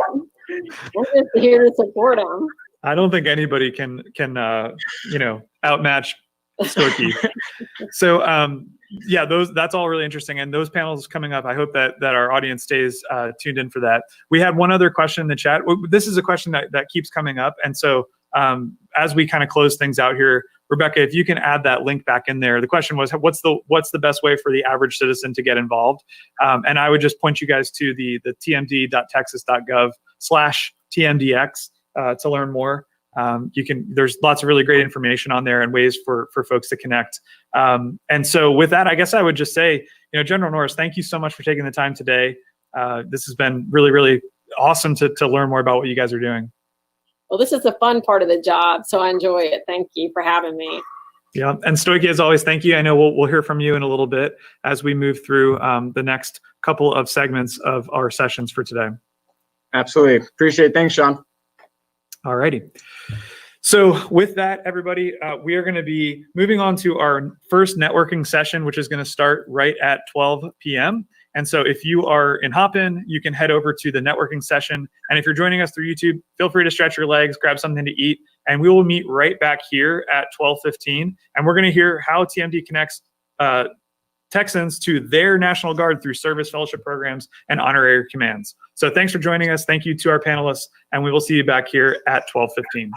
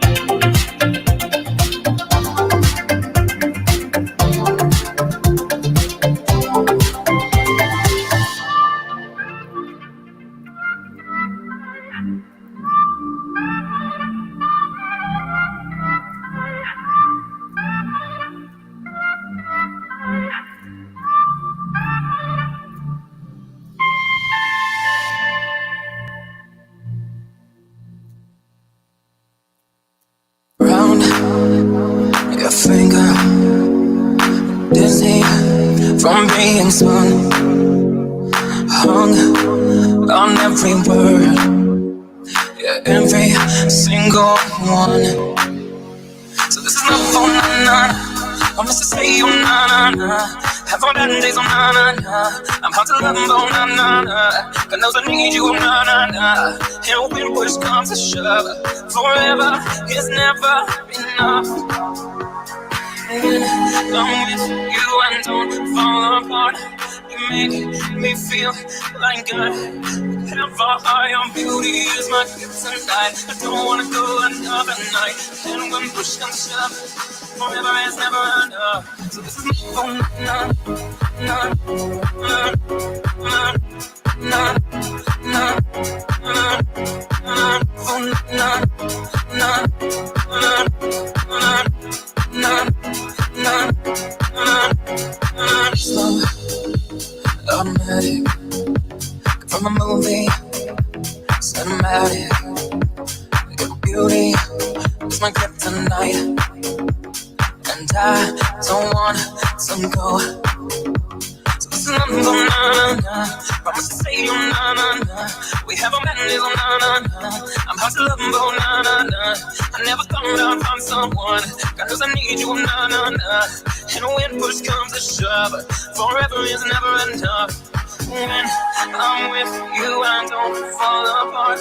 You make me feel like I have a heart. Your beauty is my kryptonite. I don't wanna go another night. When push comes to shove, forever is never enough. We're gonna still them, don't let them tear us apart. We've come through life, got it hard, and we just need one restart. Just tell me you love me, forever is never enough. Just tell me you love me, tell you love me, forever never enough.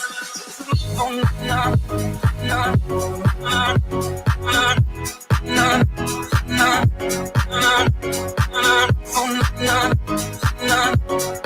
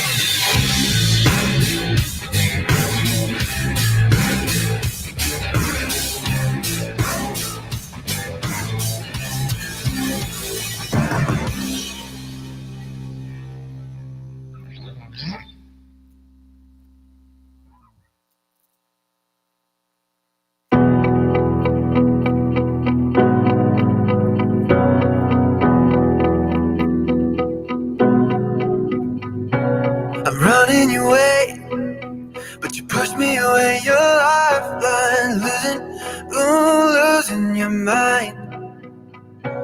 I'm here for you, babe. I've loved you the same this whole time. So tell me, what's on your mind?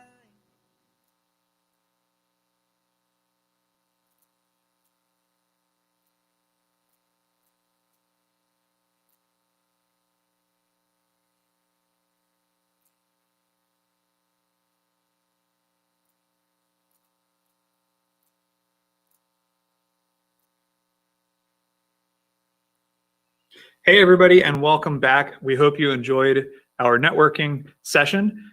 We're back for another great panel. We learned so much from that last panel with Stoichi and General Norris.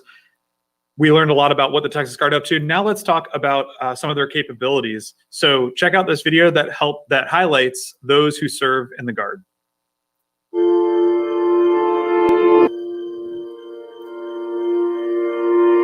It's all around us.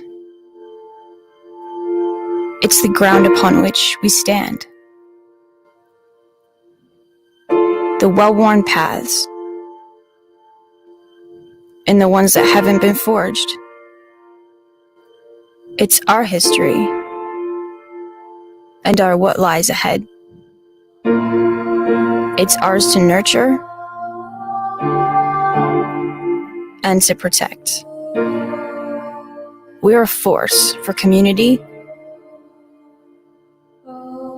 and for country.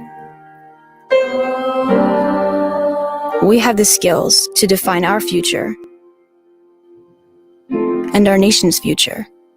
To make a stand.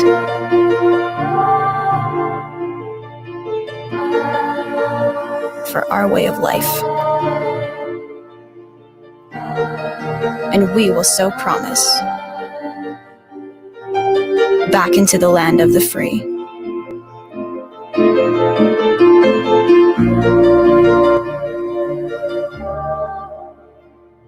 Individually, we're trailblazers.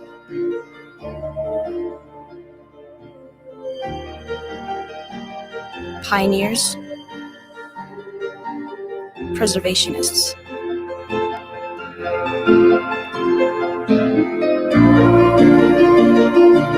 United, we are the keepers of the dream.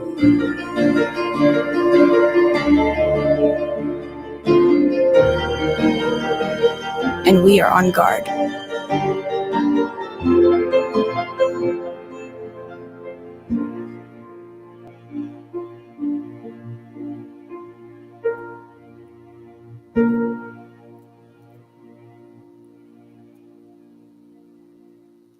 All right. Great. So that sets the stage for our discussion. And just a reminder for those of you who are in the audience, we're really looking to facilitate the questions coming from you. So keep those questions coming. Just drop them down there in the chat, and our panelists will answer those questions.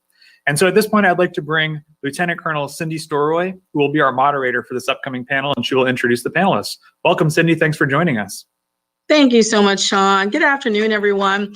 Special shout out to General Lengel, General Norris, General Farrell, and really all of our TMD leadership. We want to thank all those individuals today and everyone that has been in a supporting cast. My name is Cindy Storroy. I work on the air side of the Texas Military Department. And today we are going to meet a subset of exceptional Texans within the Texas Military Department that serve our communities here in Texas and abroad. So I want to first introduce them by name, and then I'm going to have them tell you a little bit more about them, their occupation. They most of them work both in the civilian and military communities. So I want them to tell you a little bit about themselves, and then also why they serve. They're going to tell you a little bit about that, because we have guardsmen really plugged into every facet of the community here in Texas. So the first person I'd like to introduce is Sergeant Jordan Fetter. She's a member of the Air National Guard there at the 149 Fighter Wing in Lackland in San Antonio. And then we have Sergeant Andrew Williams. Sergeant Williams is a part of our Texas State Guard, and you're going to hear a little bit more about that in a second. And then we have Major Edwin Vasquez of our Texas Army National Guard. Yes, welcome. And then we have retired Lieutenant Colonel Brian Stevens, retired Texas Army National Guard. All right, guys. Good afternoon. Howdy. Hello. Hi. So could you all, starting with Sergeant Fetter, could you introduce yourself? Tell us your occupation, both on the civilian and military side. If they are the same, please denote that. And where you're originally from and why you serve. Sure. So, hi everyone. My name is Jordan Fetter. I'm a staff sergeant in the Air National Guard at the 149th Fighter Wing. So I'm actually down in San Antonio. And my background was active duty Air Force for about 4 years before I transitioned over to the Air National Guard a couple years ago. And then I got this opportunity to work at AFWERX, which is the Air Force's innovation catalyst. So what I'm doing now is I'm on active duty orders, so I still haven't worked directly on the civilian side. I haven't had a full-time civilian job yet since before like high school. So that's kind of my background, and I'm a public affairs specialist. So we do things like outreach to media, community engagement, command information, so communicating to all of our people inside our organizations. And then my background's also in marketing, so at AFWERX, and my degree is in marketing, so a lot more of that kind of area. So that's a little bit about me. Wonderful. Thank you so much, Sergeant Fetter. Sergeant Williams. Howdy. I'm Sergeant Andrew Williams. Work for the Texas State Guard part-time. I do cybersecurity. I'm the cybersecurity technical team leader there. And we actually drill with the National Guards, Army National Guard cybersecurity team. And during my day job, I work for Clear Biometrics. We do identity for like the TSA and all that good stuff to get in stadiums. So I actually do the same during my day job that I do for the Guard, and that is cybersecurity. And I am originally from South Carolina. All right, see, we got South Carolinian right here in Texas, y'all. Yeah. Serving the community. Thank you, Sergeant Williams. All right, Major Vasquez, you're up. Hi, everyone. Major Vasquez, Edwin. I've been in the military for 22 years. I was active duty, stationed in Germany for 3 years, enlisted, para-enlisted. And now I'm an Apache helicopter pilot out of Ellington Field, 149. And also I'm the space operations officer for the 36 ID. And on the civilian side, I work for Lockheed Martin. I have worked on the International Space Station, the Orion program, and now I build missiles for the Navy and the Air Force. Fantastic. Thank you, Major Vasquez. And Lieutenant Colonel Stevens, please. Hey, good afternoon. Awesome to be here. I'm currently the Director of Planning and Programming for the Texas Military Department, CFMO. I spent about 25 years on active duty and retired in 2011. Was able to help co-found a startup and spend some time in the startup community and go through the MSTC program at UT to get connected with a lot of startups and innovative companies.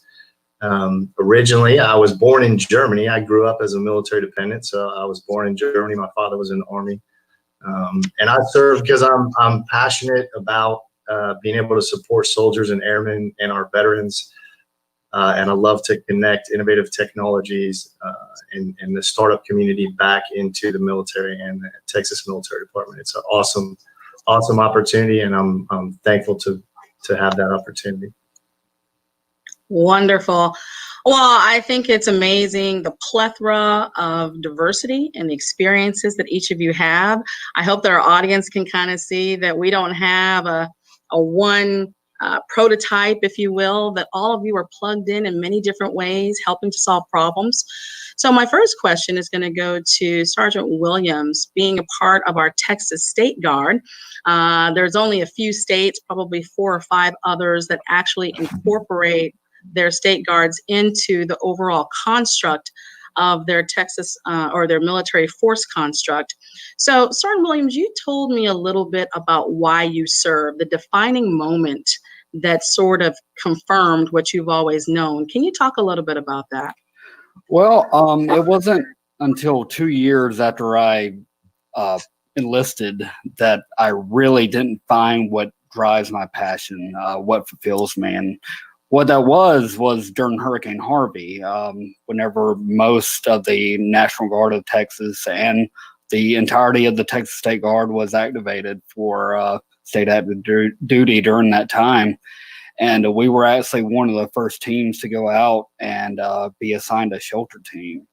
I was there with several other people, state guardsmen that were all judges.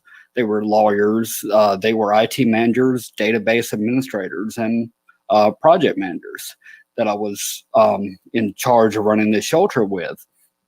Well, we were with 200 people that just lost everything. We were sleeping with them every day. We were eating with them. I mean, taking care of everything around the shelter. I've never been part of something like that. I've never been able to see how wrecked people could be after anything like Katrina or any other humanitarian disaster where people just lose everything. It was, I remember this family this Vietnam War veteran. He was a father of a young teenager, and he had his wife there too. And they just lost everything. They had a farm in Liberty. This is in Liberty, Texas, right outside of Houston. They lost everything. They didn't have a house anymore. They lost their cattle, their livestock. But I remember this 17-year-old that lost his favorite horse. He couldn't save it. And he was inconsolable. And it just tugged so hard on my heartstrings because I was contemplating giving them the keys to my home so that they could actually have a place to be at besides that shelter.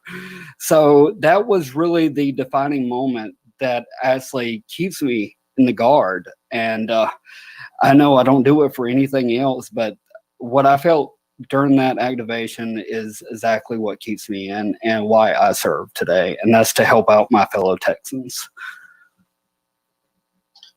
Wow. Fantastic story. Wow. That is a bit of a tearjerker there too. So you got to see them up close.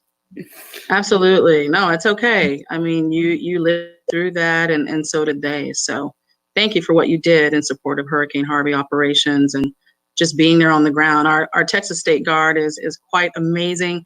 Hope you all will have the opportunity to learn a little bit more about them. They are truly the Texas militia in terms of our all volunteer service. They do get paid when they are activated on state active duty orders, but other than that, their training and a lot of the support that they provide is on a volunteer basis. So that's very important to understand. And these are individuals who are plugged into our community. Some of them you may know of, and most of them you won't know because they quietly serve, but they are there to answer our state's call. Quick question from the audience. I'm going to shoot this over to Sergeant Fetter from Jason Olivero. He asks, he's eager for advice on how to get the conversation started with AFWERX for a hardware tech company. Is there a TRL level gateway to entry? To your knowledge, Sergeant Fetter. Yes, so at AFWERX, we have a few different pathways where you can actually get involved with us and with the Air Force. So what we don't really do is, as AFWERX is a central organization, is we're not putting a lot of companies on contract to work with us. We facilitate the connections between industry and Air Force units inside the Air Force. So what we do is we source problems and things that internal Air Force units are looking for, and then help connect them with you. So one thing that you can do is look on our website, afwerx.af.mil, and there's a little tab that says for the private sector, and you can look, and there are three primary ways right now that you can get engaged. One are AFWERX challenges, and those are from different major commands across the Air Force that they put it out and we help them with it. And you can submit your technology there if it applies to a different challenge. And that can be from hardware to software, and any kind of technology can submit to that. And then there's also the SBIR and STTR open topics, and that stands for Small Business Innovation Research and Small Business Technology Transfer. So those are open to different kind of small businesses. So if you are a small business, then that could apply to you. But I definitely recommend going onto the website and looking through all of the different things that you would need in order to apply. But those are the three primary ways that any business can work with the Air Force through the AFWERX program. Fantastic. Thank you, Sergeant Fetter. I knew you'd know the answer to that. So absolutely check out the website, and hopefully, Mr. Olivero, that will help answer your question. Thank you, Sergeant Fetter. My next question is going to go to Major Vasquez. So Major Vasquez, you have a very diverse background, being prior enlisted. I want you to sort of walk our audience through where you're originally from, where you grew up, and then how you ended up in Texas, and the fact that you're really not here in Texas. I'm going to let you explain that, sir. Could you please? Okay. Absolutely. So I was born in Colombia, in Cali, Colombia, South America. And when I was about 14, I moved to New York City, where I went through high school. And then I joined the Army out of New York, and went active duty. That's when I served in Germany. After my initial active duty time, I came back to Florida because my family moved from New York to Florida. So I was going to go to Florida. And I went to college there. I went to UCF, University of Central Florida. I got my degree in aerospace engineering. And during that time, I was serving as a sergeant in the Florida National Guard. I was activated for like 7 hurricanes and disasters in Florida. And at the same time, I was a cadet for the Air Force, ROTC, which, was kind of dual-hat a little bit. And then I switched back to the Army. I decided to go aviation, sign a guaranteed reserve component contract. And that put me on the aviation unit. The unit that picked me up was from California. So I joined the California National Guard right out of college. And then I moved to Long Beach, California. I was designated a Black Hawk pilot. And then a year after that, our commander back then had way too many lieutenants waiting to go to flight school. So he said, he picked 2 or 3, and he said, the rest of you have to go either find another unit or go infantry or something else. So I called Texas, and first of all, 49th, I talked to the commander there. I explained my situation, and he was happy to take me right away. He said, yes, I do need a pilot. Come on over. So I was working for Boeing, working on the C-17 program for the Air Force in the civilian side. And then I switched civilian jobs. I got in contact with Lockheed Martin, and they hired me as a design engineer for the International Space Station, where I worked on some of the modules inside the nodes inside the International Space Station and some other components. During that time, I served in the 149th as a platoon leader, intelligence officer, operations officer. I was a company commander for Bravo Company.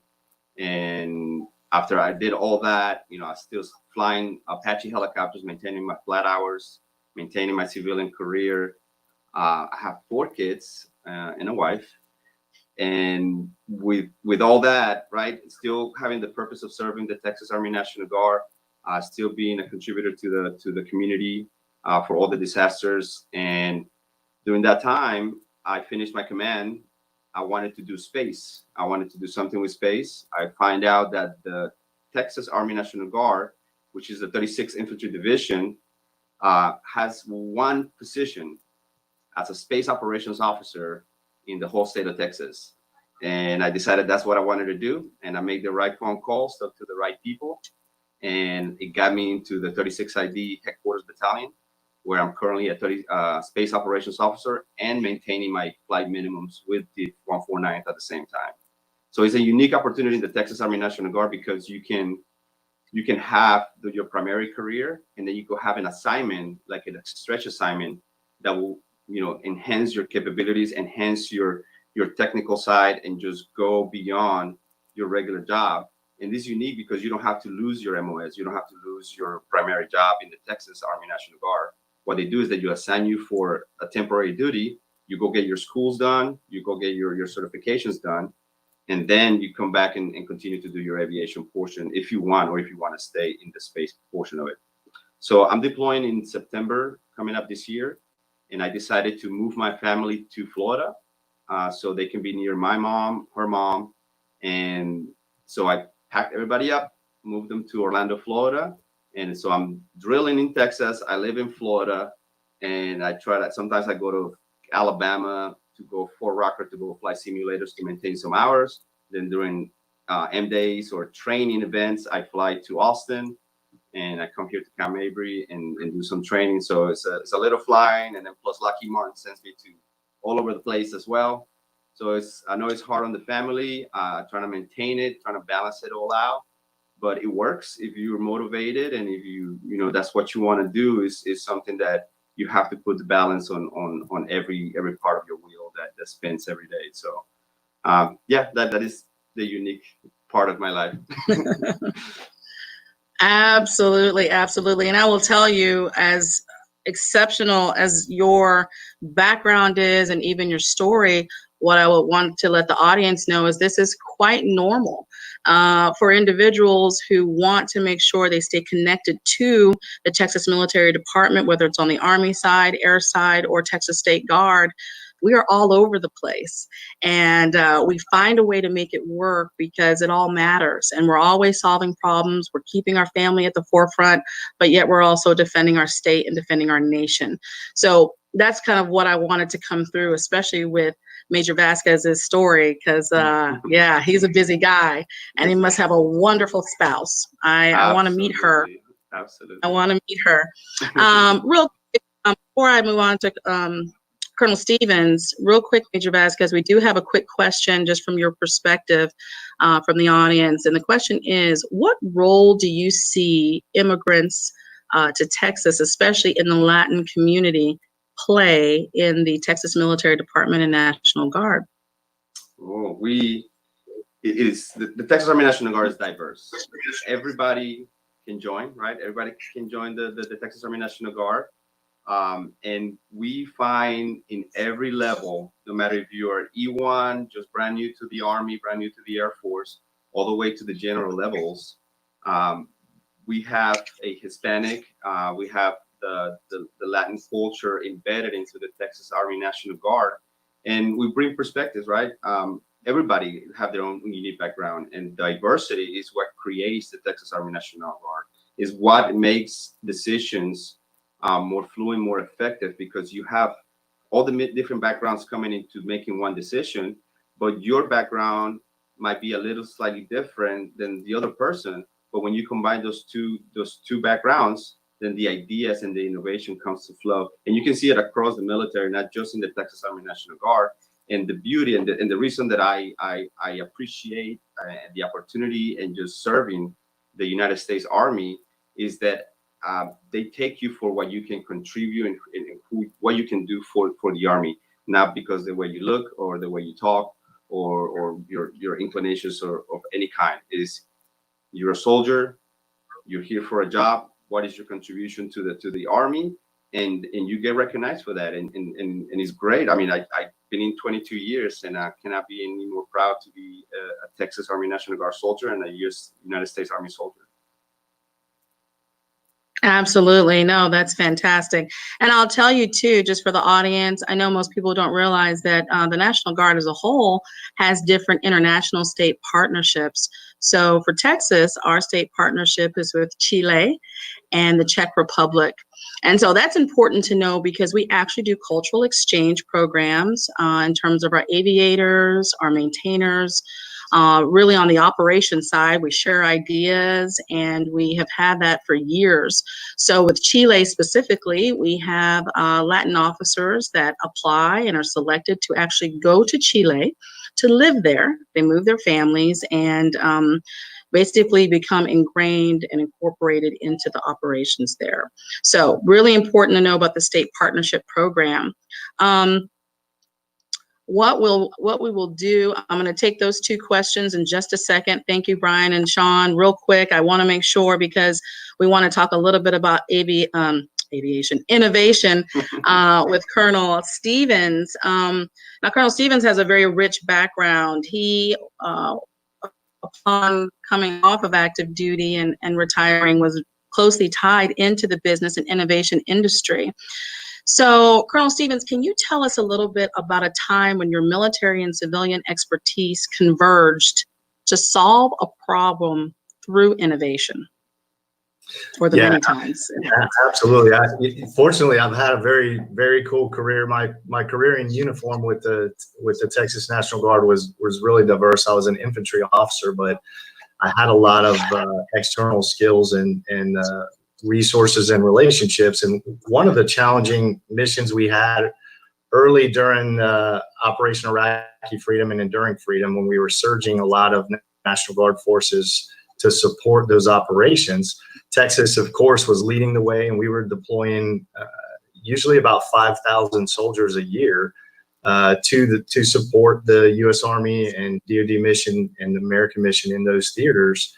And one of the challenges was, as we did pre-deployment training for National Guard units, we had to accomplish all this training and document it so that it could be validated when we went to the various active Army platforms and accomplish additional training. So that was being done with paper. So literally a unit would have dozens of binders full of papers verifying that each soldier had done these miscellaneous training tasks to be prepared for their mission in Iraq or Afghanistan. We were able to, I was put in charge of that mission, the pre-mobilization training mission. We were able to, through support from our leadership here in Texas, engage a local software development company to bring in and design and develop a software solution to allow us to automate and digitize the process of capturing that documentation. So my team could focus more on training and mentoring our soldiers and our units as they got ready to deploy and go down range and do America's business overseas, instead of focusing a lot on the paperwork and the documentation and these hundreds of binders that we had to prepare for documentation purposes, which were legitimate and necessary. But by using technology and innovation in a local software company, we were able to incredibly streamline that process and shift the focus back to what was important, which was really those warrior skills to give our men and women the best chance of being successful and coming home safely from those missions. Fantastic. Well, that's awesome. Obviously, you guys had a huge impact on that mission for long term. So thank you for that. Some quick questions. Let's see here. I'm going to direct this one to, actually, I'm going to direct both of these to Sergeant Fetter. Sergeant Fetter, the first one is, do you recommend the National Guard? And what is the process of learning about opportunities and actually getting involved? And as our public affairs expert, I know you've worked closely with our recruiters to also get out accurate information to the public. What would you say to that question, ma'am? Yes, absolutely. So I have a kind of different perspective just because I went from active duty first to the Air National Guard. So for people who are not already familiar with it at all, then you're going to go into it kind of seeing things differently. But so far in my experience, it's been like an absolutely great thing to be part of and be part of the Air National Guard. I think for a few different reasons. So one is that going from active duty to the Air National Guard, I was able to make that transition a little bit slower. So a lot of people might go directly from active duty to the civilian side, and that can be kind of difficult.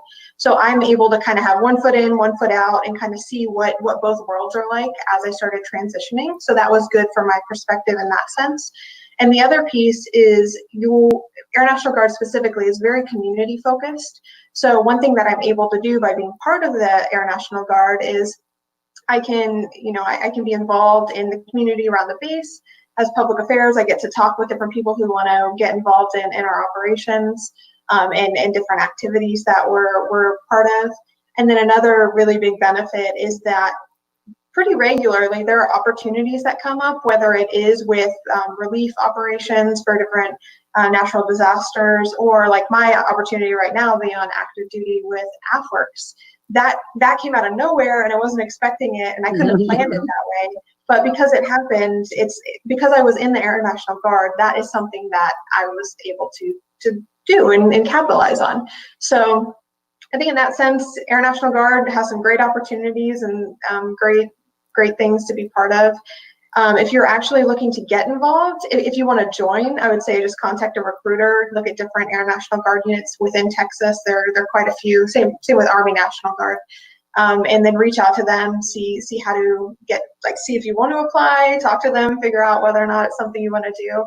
But if you are active duty or you're already in, there are some other pathways for that as well, like palace chasing or palace fronting, which are other ways to transition into the Air National Guard. And then if you don't necessarily want to join, but you want to get involved, I would say just contact a public affairs office from one of those units and see if they have any upcoming activities, or see if anybody wants to connect with something that you're doing, so you can get more involved with that unit. Absolutely great. Exceptional way of answering that. And I'll tell you too, for those of you who are keyed into AFWERX again has the website. I hope that we put it out there. If we haven't, we absolutely will. But here's the deal. Our recruiters are intimately tied into what the Texas Military Department is doing in terms of innovation. People say, Texas Military Department, we don't recruit. We just are who we are, and people look for us. And that is partly true. So there are a lot of different things that are happening in our Guard community here in Texas. We're really leading the way, and it's because of people like this panel that we are able to do that. Let's see here. Someone asked the question, what are some of the major problems, pain points that the Texas Military Department wishes to address, highlight, and or solve? I think some of those were talked about earlier, probably between General Norris and even Major Goldberg. But what I would do is I would get with the AFWERX individuals. They really are our gateway to innovation and partnership. The other part of that too is understanding that, like most organizations, funding, contracting, bureaucracy, right? Those are probably the three major areas that we are trying to work around in order to get after it, in order to solve these issues.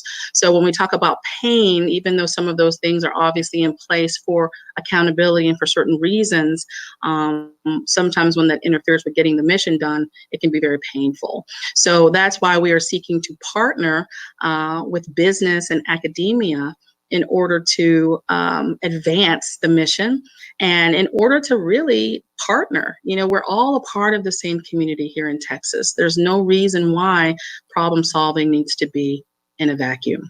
So that is absolutely something that we espouse and support. Okay, someone asked the question, are these the type of people that we can host as fellows? How can we learn more about getting access to these folks? Panel, y'all done good. Okay, so obviously the diversity, the expertise, the professionalism, this is standard. This is standard business in the Texas National Guard and the Texas Military Department. So again, these are just a subset of individuals that represent our entire enterprise. So absolutely get with the AFWERX individuals. And again, they are our gateway in terms of fellows and getting the word out. Major Goldberg has done a fantastic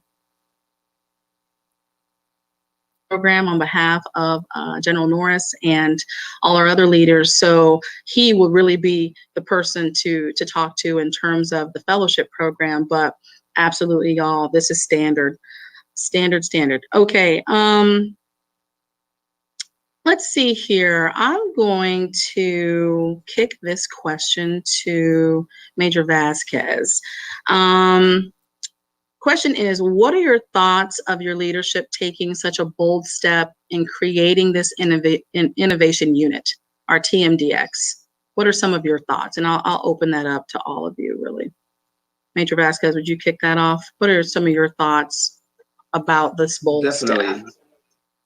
Definitely. So the military is, we work a little slower on the innovation phase. I think, in my experience, that we have taken steps that are more cautious, right? We like to make sure that everything is right before we put it out there for people to use, and especially when it talks about lives and it talks about a soldier's safety.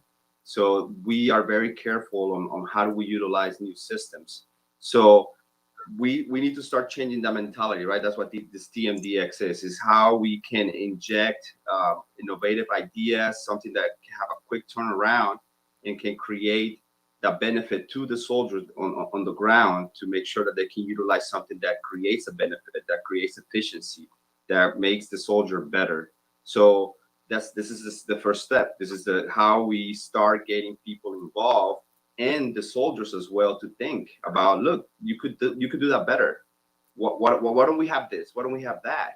And then you folks on the civilian side, on the innovation side, can actually plug into those ideas and actually start innovating those solutions. Because, you know, I could go through my job and I could sit there and think, man, why don't we have a button there, right, to do that? But I only knew that. Nobody else has that thought, because they haven't been sitting in that cockpit, or haven't been sitting in that office, or haven't done that job. So plugging in and having these conversations, we can start getting those ideas flowing, and getting the folks from the community, the universities, the civilian side, to talk to the military side, who have the experience, that has those hiccups sometimes, that could be solved by somebody that can create something faster or better. So we're having this conversation, and I would love to talk to people if they want to ask me questions about specific things that I do on my job, or if I know somebody that you have a question that could bring something for your benefit. Please just reach out, and we'll definitely have a conversation. Okay, perfect. Yes, Colonel Stevens, if you could take that. You said you wanted to weigh in on that too, sir. Yeah, absolutely. So I think our leadership is doing a phenomenal job. There's lots of examples of what we're doing to bring innovation and bridge the gap between industry and the military. I think a good example of that, and I have a lot of programs that's part of my role, is to help do that. But a good example was last year, and I'll give a shout out to my old team at Ultra. Ultra is a innovative defense software and technology company here in Austin. Doing remarkable things and moving the ball in software, command and control, and intelligence. But we set up a interface where we brought a number of pilots and soldiers from the Combat Aviation Brigade over to the Ultra software development facility here in Austin, and had them directly share feedback to the software development team and program management teams that develop and deliver command and control systems into the Army aviation community. So that would normally never happen, but through the support of our leadership and the leadership at Ultra, we were able to get the warfighters. We called it the Voice of the Warfighter Lunch and Learn. We brought the warfighters right in to the defense technology company. We also had some Capital Factory folks there. Kevin Lantrip was there with us, and it was a great event. And that feedback loop got infinitely faster, the feedback into industry to understand what the problems were, as well as the feedback back to the warfighters on what challenges industry faces and how they can get that information to them. So it was a great outcome, and it was really a result of Texas leaning forward and Ultra leaning forward and being on the front end of this innovation and trying trying to move the ball on getting technology into the defense community faster and learning those best practices. Fantastic. Thank you for that example. That's awesome. So to kind of piggyback off that, because I do want to answer the question about the how has our military background propelled our civilian careers forward. But one question, just to piggyback off what you just said, is what are y'all's thoughts on about the opportunity to join a startup? And anyone can answer.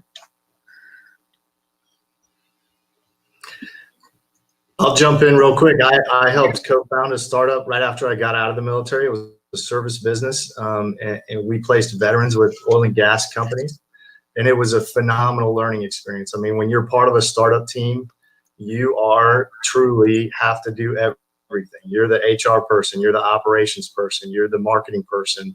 You have to do it all, and the team is usually small, and you have to trust each other and move fast and pivot quick.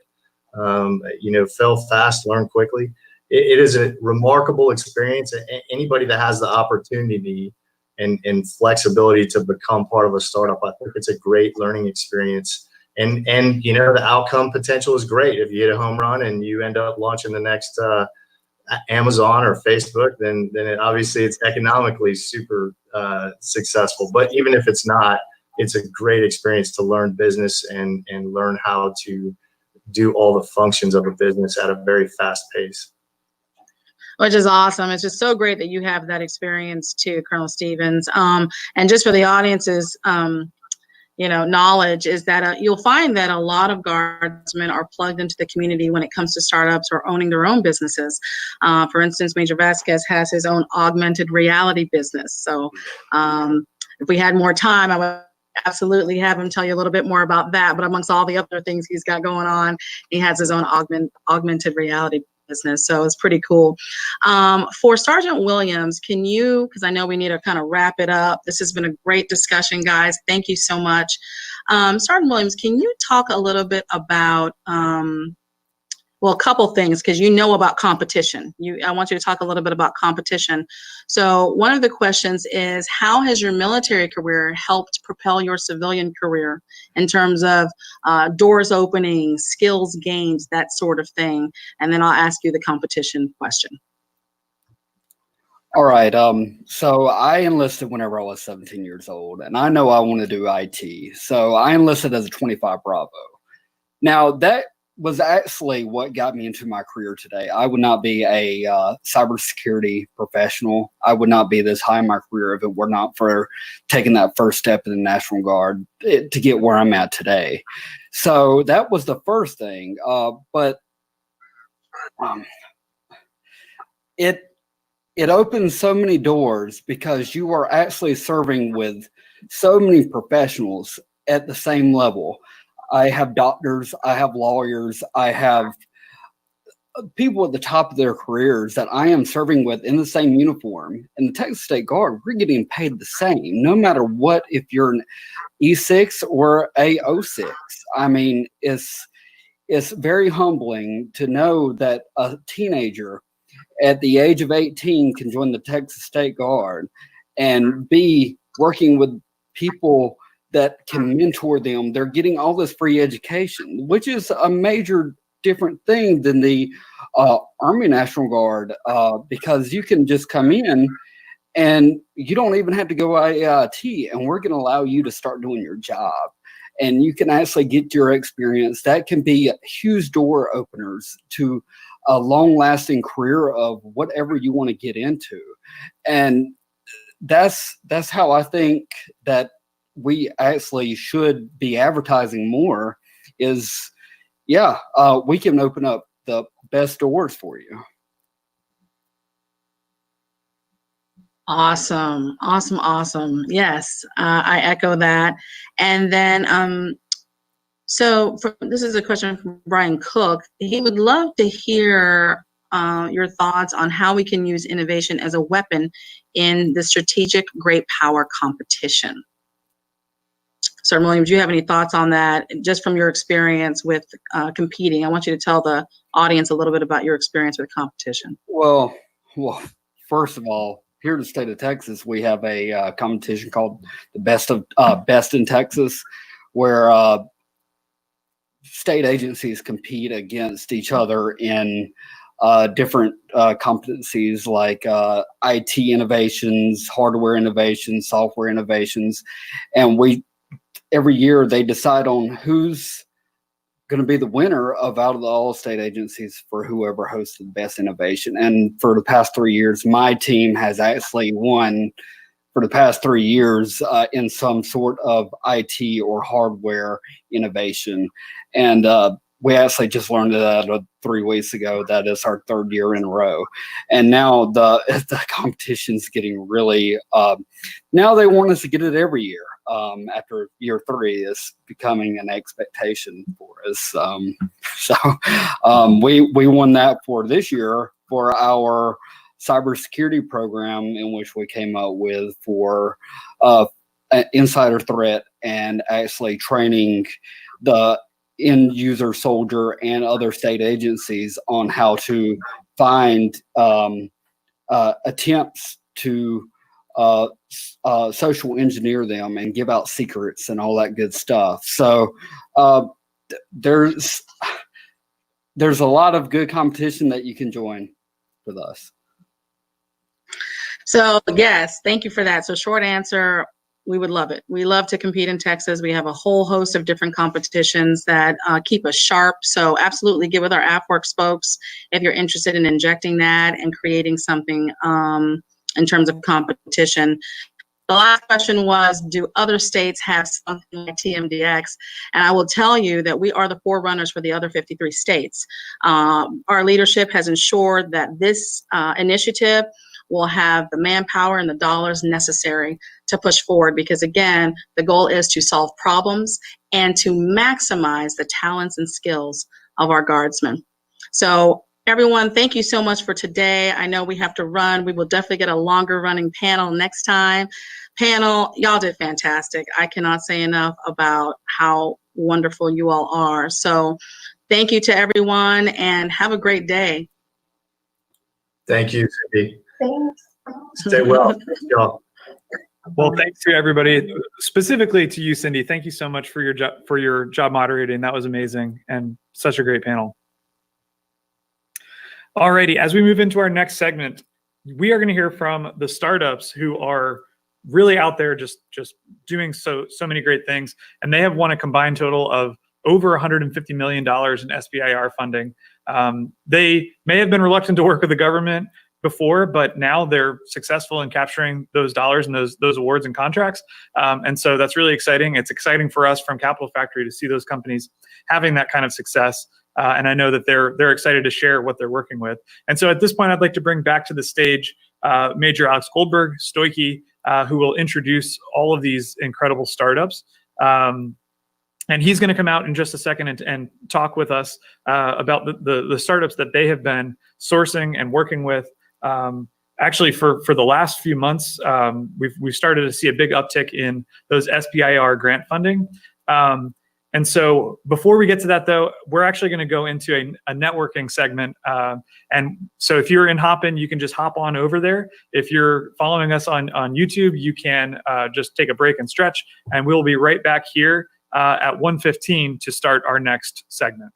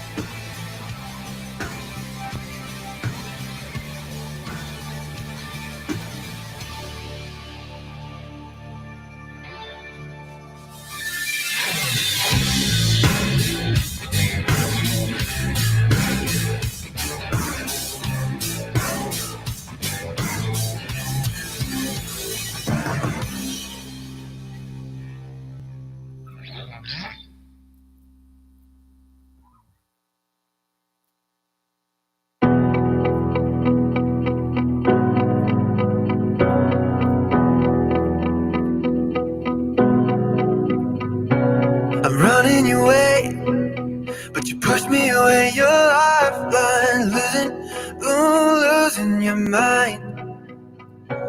I'm here for you, babe.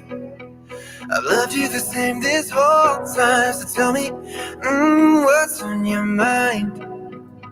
And I'm not here to hear you say you're fine.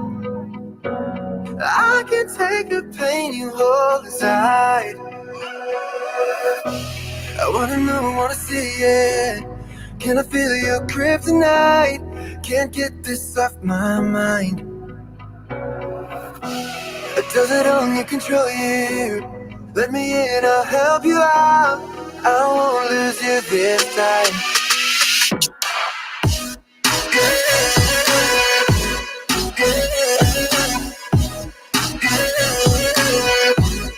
Can I feel your kryptonite?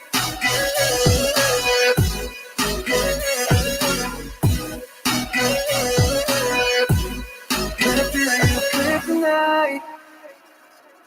You think you're too far, but I'm where you are, you know. I said I won't leave your side.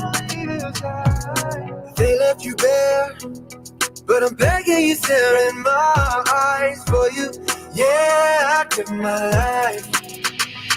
Yeah, I'm not here to hear you say you're fine.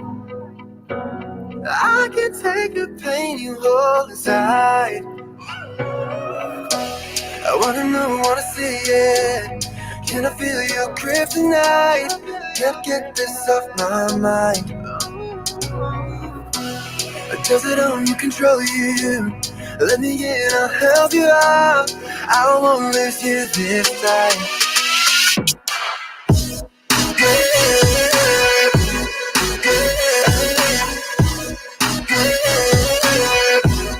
Can I feel your grip tonight?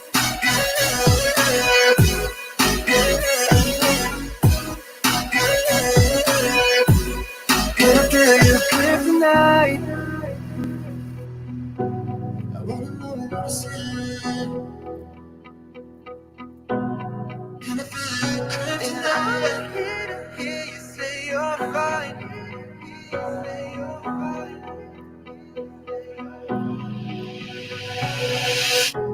I wanna know, wanna see it. Can I feel your grip tonight? Can't get this off my mind. Does it own you, control you? Let me in, I'll help you out. I won't lose you this time.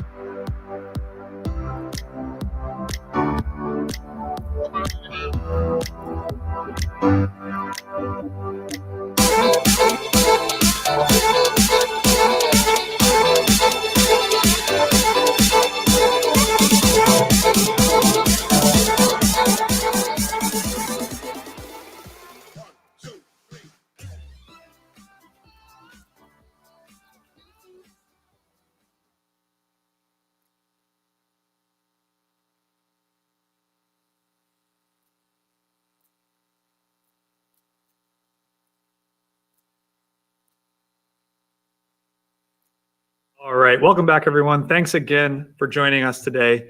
We have a really amazing group of startup founders who are ready to share with you what they have been building and continue to build, how they're changing the game here in Texas and beyond. As I mentioned earlier, these startups have been awarded SBIR funding for a combined total well over $150 million, working in coordination with the Texas Military Department. And we're excited to learn from them about how they have paved that path of success for themselves. And then also for those of you out there who are looking to work more with the DoD, you're going to learn a lot from this group. So I hope you stay tuned. And with that, I'd like to bring back to the stage Major Alex Goldberg. Stoichi, welcome, and take it away.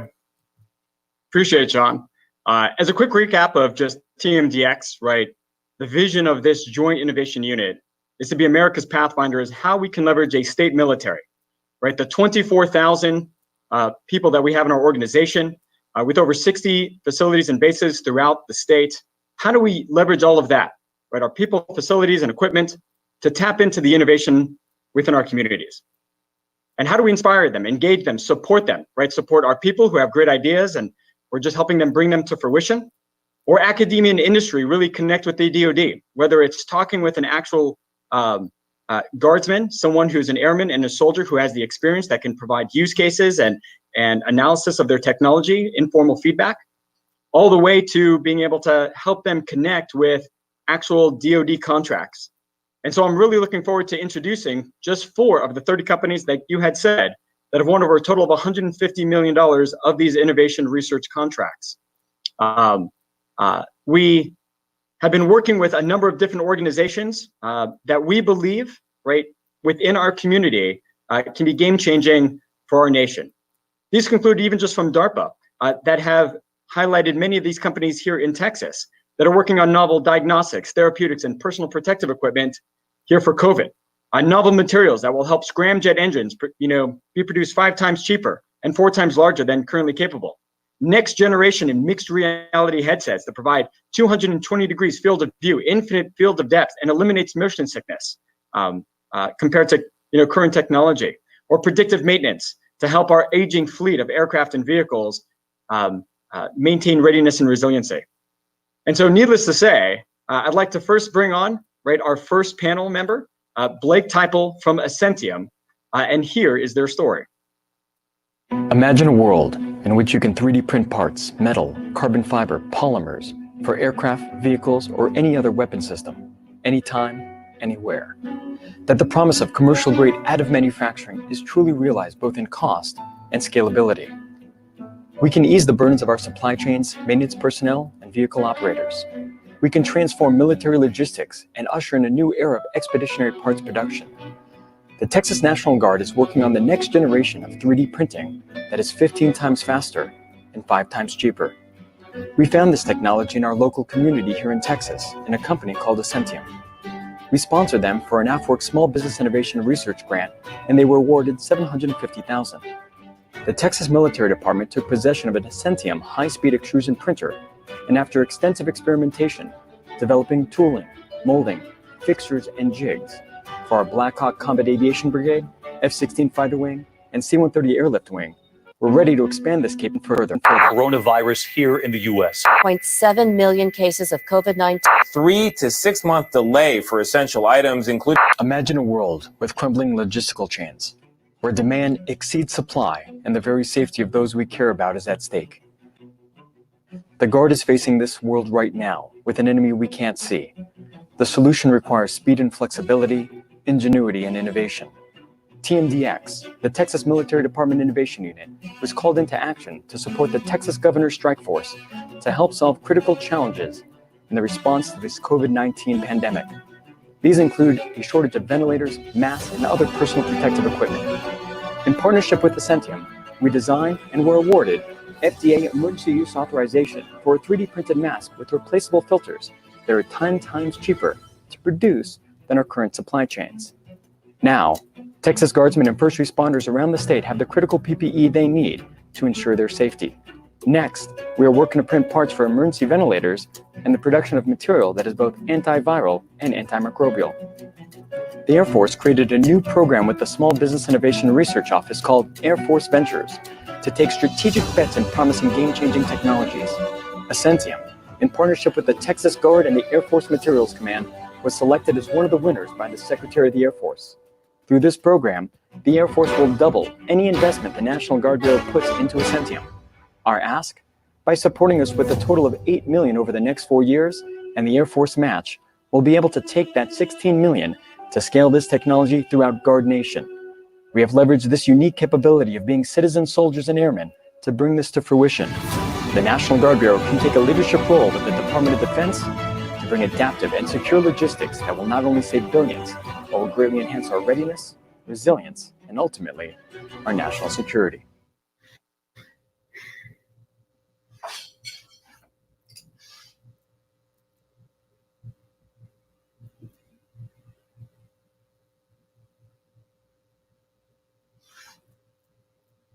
Yeah, Blake, I appreciate you and everything that you've done in working with the Texas Military Department up to this point. If you could tell the folks, right, that was just one video of which, as we have been working together, had set you guys up for success with potential future contracts. But before we get into that, I just want to let the audience know a little bit about you, your story, your journey, and that of your company, if you want to highlight that. Yeah, sure. Thanks, Bucky. Thanks for the organizers of the event. I'm from Colorado originally. Grew up in the mountains. Kind of, skied a whole lot, rafted, all that. I got into mechanical engineering in undergrad, but I'd had an internship actually working for the government. So back in 2006, I worked for NASA at the Marshall Space Flight Center on the analysis of little pieces of skin from the International Space Station. And I was just struck by the ability of the government, but then I was also struck by the inefficiency of the government at that time in that context. And so, I went into private commercial enterprise, worked for some large, classic manufacturing companies in kind of the American heartland. Eventually went back to graduate school to focus on materials science because I was enthralled by 3D printing and what it could do, but wanted to make 3D printing more productive. And so, in essence, we launched Ascentium, focusing on materials first, and then expanded the franchise to also work on very fast machines, with the entire notion the whole time saying, how can I use this in factory contexts, in manufacturing and in fabrication to make tomorrow's devices, consumer electronics, footwear, planes, trains, and cars, all of that has to go through a factory setting. And, henceforth, additive manufacturing had not really provided a value proposition to actual manufacturing. So we launched Ascentium to do that. We were laser focused on, commercial enterprise and on, just factory contexts. And then, we met you guys, Stoic at TMD, and kind of, became exposed really to the needs that Guard Nation has, relative not so much to the manufacturing context, but to expeditionary part production, point of service production. And we started to gain visibility to this, supply chain challenge that it is to run and operate and maintain and sustain a cutting edge, force worldwide in any weather at any time. And so I just became intrigued, and I thought to myself, well, gosh, if there's a way that we can take the commercially focused models and commercially focused solutions and pivot those to apply over here to the government, maybe we have found an organization within the government that is moving at a speed and kind of, the pace basically would match our pace. And so needless to say, we started about a year ago now, actually interfacing with TMD, looking at, proof of value projects for 3D printing related to end of service and end of life, for ground vehicles and air vehicles, leveraging the amazing expertise of machinists and other specialists who perform critical maintenance items, and saying, okay, the skill sets are there to operate printers. The kind of generic sort of Main Street knowledge of what 3D printing is pretty much also there. Let's connect the dots between kind of that general knowledge and deep expertise with this productive solution. And that's what we've been working on doing. So it's a brief kind of intro, I guess. Oh, Stoic, I think you're on mute, bud. Appreciate it. Can you talk about a little bit in regards to the actual technology? Like, what are the value propositions of your printers? What kind of materials do you print? What are the things that right on the civilian side, who's backing you? Where are you guys at in your startup, roadmap? Yeah, sure. So, I mean, we're 7 years in on the startup journey. So we're really kind of hitting a growth stage, I would say, in terms of like kind of where our startup is. We had done a couple of phase 1 and even into phase 2 SBIR awards through the National Science Foundation in the early days. But again, just looking for that opportunity to kind of, do what the DoD is trying to do, which is sort of help these young companies cross that valley of death, so that when the DoD says, yes, we're ready, that doesn't actually result in like a hug of death that kind of, crushes the startup. So we have a very fast printer that uses motion systems that came from semiconductor capital equipment, anything with a circuit board. So we move really fast. And then we use extrusion technology that has been honed over many years of making thermoplastic composites. And we basically push the polymer really fast, goes through the nozzle, and it builds parts really fast. So those are a couple of things we do that are distinct. Oh, I think you're back on mute. No, appreciate it, Blake. I really appreciate, you providing a little bit of context of your technology, and look forward to bringing you back a little bit later to discuss, your integration with the DoD, momentarily. Yeah. Next panel member that I'm going to bring on board is Evan Loomis from Icon. They 3D print buildings. Yes, that's a thing. So without further ado, Evan, here is your company, Icon. We're doing something that is just barely possible. It's just this side of science fiction. But it doesn't matter how hard it is or how risky it is. We know something has to be done. Icon is a construction technologies company working in 3D printing construction. Our mission is to make dignified housing accessible to everyone, everywhere. So we believe the future of home building is 3D printing. We don't see this as a novel concept. We see this as the way that people will ultimately build houses. This provides us an opportunity to kind of do things at scale faster than have ever been done before. The idea is that with many robotic machines out in the wild, these machines can, at scale, develop housing for many, many people. Austin, Texas is home of a lot of innovation, and I think one of the most innovative organizations in our town is an organization called Community First. Community First is a 51-acre master plan community designed to lift the chronically homeless, and we're talking the most lost and forgotten men and women that you see standing on our street corners, living under our bridges, alleyways, urban camps, and our shelters, into a place that they can call home. Having the opportunity to work with Alan Graham and Community First Village was a dream come true. We printed a visitor center for them, and it's just stunning. Icon is pushing the envelope, and they're laying out technologically a new way of looking at how do we build, and we're the perfect place on the planet, I think, to experiment with that. We're now embarking on a journey to print a series of homes at Community First this year, and this is just the beginning.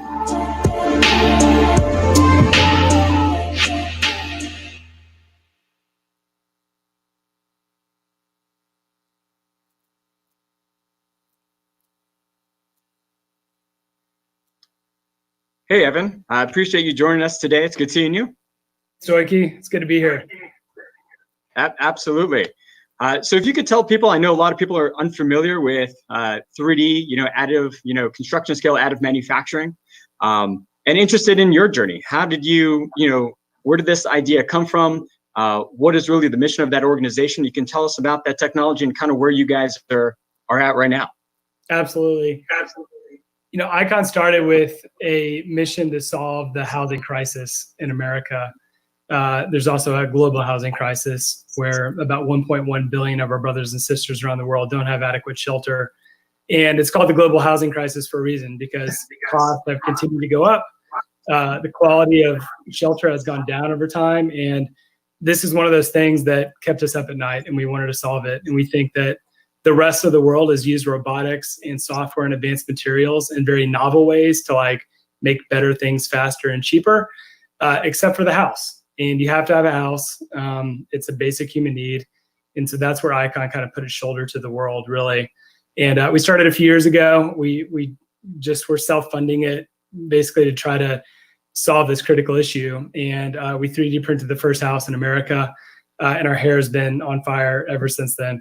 And if you're kind of imagining, I think if you saw some of the videos, we extrude concrete a lot like toothpaste is extruded from, a toothpaste bottle. It's pretty magical, and it's incredibly resilient building material. It's very strong. It's the kind of thing that's going to last hundreds of years. And so we're really proud about our progress. And probably the best thing that's happened to us is we were intercepted by Stoichi in the Texas Military Department. Because we're dead set on a civilian use, just to provide homes for the people that needed it the most. And so with the military, we're dreaming even bigger and doing things that are even harder to do to provide a shelter and infrastructure solution for the military as well. So we're very proud to be here and very proud to be associated with the Texas Military Department. No, appreciate it, Evan. If you could talk a little bit about some of the value propositions of how fast can you actually print a building, and what are some of the projects that you guys have already done to showcase the maturity of the technology? Sure. The value propositions are at a high level, like speed and cost and unlimited design freedom. If you wanted to 3D print a Fibonacci spiral, you can do that.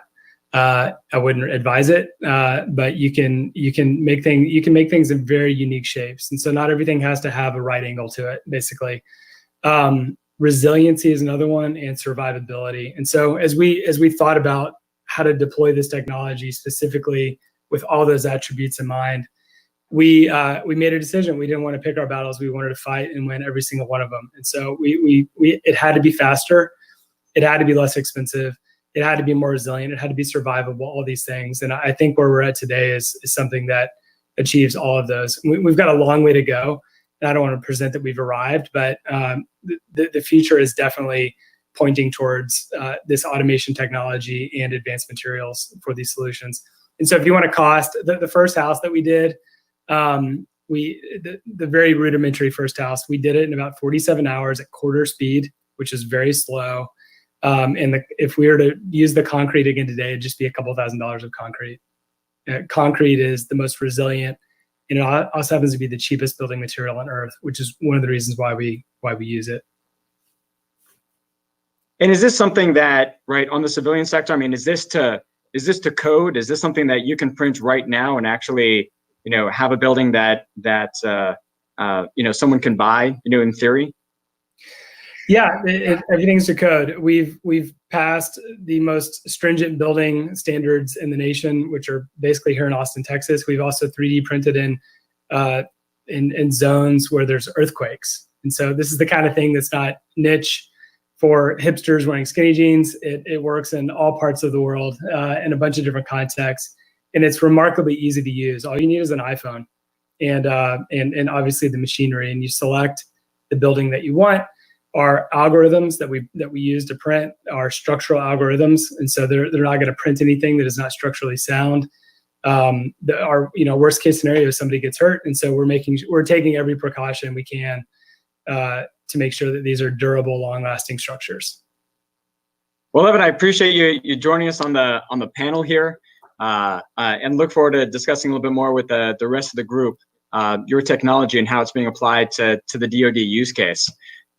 For our next panel member, we have Matt Chasen from Lift Aircraft, right, helping us be a part of this program called Agility Prime from the Air Force that is really trying to usher in this new era of urban air mobility. And so without further ado, let's see a little bit more about Lift Aircraft. These days, we're all going nowhere fast, with drivers spending the equivalent of 2.5 work weeks a year stuck in traffic. Makes you fantasize about flying above it all, just like the Jetsons. But now that dream is becoming a reality. Here, in a top-secret facility in the hills outside Austin, Texas, we got an exclusive sneak peek at the future of transportation. This passenger drone, called the Hexa, is an ultralight aircraft powered by 18 electric propellers. It seats one, goes more than 60 miles an hour, and flies up to 1,200 feet in the air. Its creators at Lift Aircraft, no relation to the ride-sharing service, say the Hexa is so easy to fly, you don't even need a pilot's license. The first time you took this up, what did that feel like? Woo, exciting. Lyft CEO Matt Chasen says rapid advances in drone technology mean in the next decade, this is how many of us may be going from point A to B. The average commutes can take up to 90 minutes in traffic. Electric aircraft have the possibility to bring that down to just 7 to 10 minutes. So what is it like to actually fly the Hexa? Well, for the sake of liability, I'm not going to be taking it up today. But in just a few short months, anyone can have the chance to take this on their own test flight. And experts say the potential for passenger drones is literally sky high. Major companies like Airbus and Boeing are already developing them. And just last month, ride-sharing giant Uber held a summit for federal regulators to promote its Uber Elevate project, a fleet of electric air taxis that the company plans to launch in major cities as early as 2023.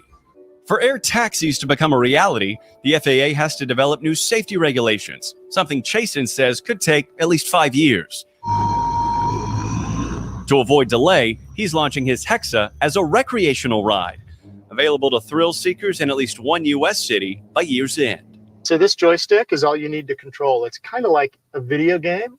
To learn how to fly, customers will go through an hour of training in a simulator like this. All right, I just went through a tree. Then for $250, you'll get to take the Hexa up for 15 minutes over an uncongested area, with ground engineers able to take control remotely. In the event of a catastrophic emergency, there is an autonomous ballistic parachute that deploys. So worst case scenario, you're still floating back down to Earth. You get a parachute ride back down. Right now, drones like this cost about $200,000, but Chasen says that the technology spreads, prices will fall. In the future, you could own one of these, have it in your garage, wheel it out, and fly to work. Well, welcome back, Matt. I appreciate you sharing that video with us. Great to see you again. Likewise, great to be here. Thank you. So tell us about your story. I mean, obviously, you're a serial entrepreneur that got to this point. Tell us a little bit about your background and how Lyft came to be. Let's start with there. Yeah, sounds great. So I started my career, well, first of all, growing up, I was always fascinated with flight, in particular, flying cars. So I was one of these nerdy kids who, read all Popular Science, Popular Mechanics magazines, and we were all promised flying cars, right? But never came to fruition. So I studied mechanical and aerospace engineering and actually started my career, a brief internship at NASA, and then started my career at Boeing. And while at Boeing, I got my pilot's license, so experimented with flying myself. Enjoyed my time at Boeing, but actually moved back to Texas, to UT, to get my MBA. And while at UT, started a technology logistics company called UShip. So I've been in Austin for a long time. Had kind of my first go around with the startup. It was quite successful here. But all the while I was watching all this new technology being developed for small drones with distributed electric propulsion, modern lithium batteries, drone flight control systems. And, my brain started cranking on, can we scale this up so that we can create the first real viable consumer flying machines that really anyone can fly? And so that was the foundation for Lift Aircraft. And it sort of pivoted, from the concept being start as an entertainment experience because there's no FAA certification required or a pilot's license required for that ultralight class. And then, very quickly, we recognized that under ultralight rules, you can also fly for public use missions, any federal, state, local government missions without certification, accessible. And there's amazing opportunities to leverage this tech for both military and public use missions to do a lot of good, as well as, let people have fun. No, fantastic. And how far is this technology from actually materializing into fruition here? That we can actually start seeing air mobility. I'm really pleased to say part of our strategy in focusing on a small, pure multi-rotor hover aircraft means that we don't need any groundbreaking technological advances, right? Some of the larger aircraft need more power dense batteries. So we are actually flying. That's a real aircraft, one of our 3 flying prototypes. We have over 500 test flights accomplished over 10 hours of total flight time, which is basically almost completion of our first phase of flight testing. Now, we're so confident in that we've actually started low-rate production of our aircraft. We have a Tier 1 composite structures supplier who's actually just recently delivered our first production structure that we're putting together now. Beautiful tooling. We're super excited. It's coming, it's looking great, underweight. And we actually have partners, including the U.S. Air Force Agility Prime, who were allocating these first production aircraft to do demonstrations, flight testing, DoD airworthiness certification, and evaluations for different public use missions. No, fantastic, Matt. Pleasure to have you on board, and it's been a pleasure working with you up to this point. The next and our last panel member is going to be Gareth Block from Third Insight, which is really working on the cutting edge of artificial intelligence that we were fortunately able to find. And one of the programs that I was a part of the National Security Innovation Network was actually being embedded in them, in that company, in that startup, and seeing how they did business. And so without further ado, we'll share Third Insight's video. The secret about artificial intelligence is that it's not really that intelligent. For over 5 decades, computers have become faster, machine learning techniques have been optimized, but the world's most advanced AI is still unable to adapt to the constantly evolving changes of the real world. The AI of today ignores the contextual understanding that humans take for granted. For example, that stop signs are hexagonal in shape, are colored red, and are found at the intersection of roads to prevent vehicle collisions. Our company is called Third Insight, and for the last 4 years, we have created a new type of artificial intelligence that uses a top-down, reasoning-based approach to solve problems that are impossible for other AI. This breakthrough was accomplished by integrating knowledge graphs, which define what things are and how they relate to one another.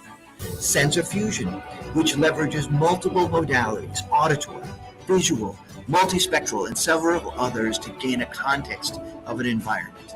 And our patented reasoning engine, that when combined with these other elements, provides machines with contextual awareness and common sense.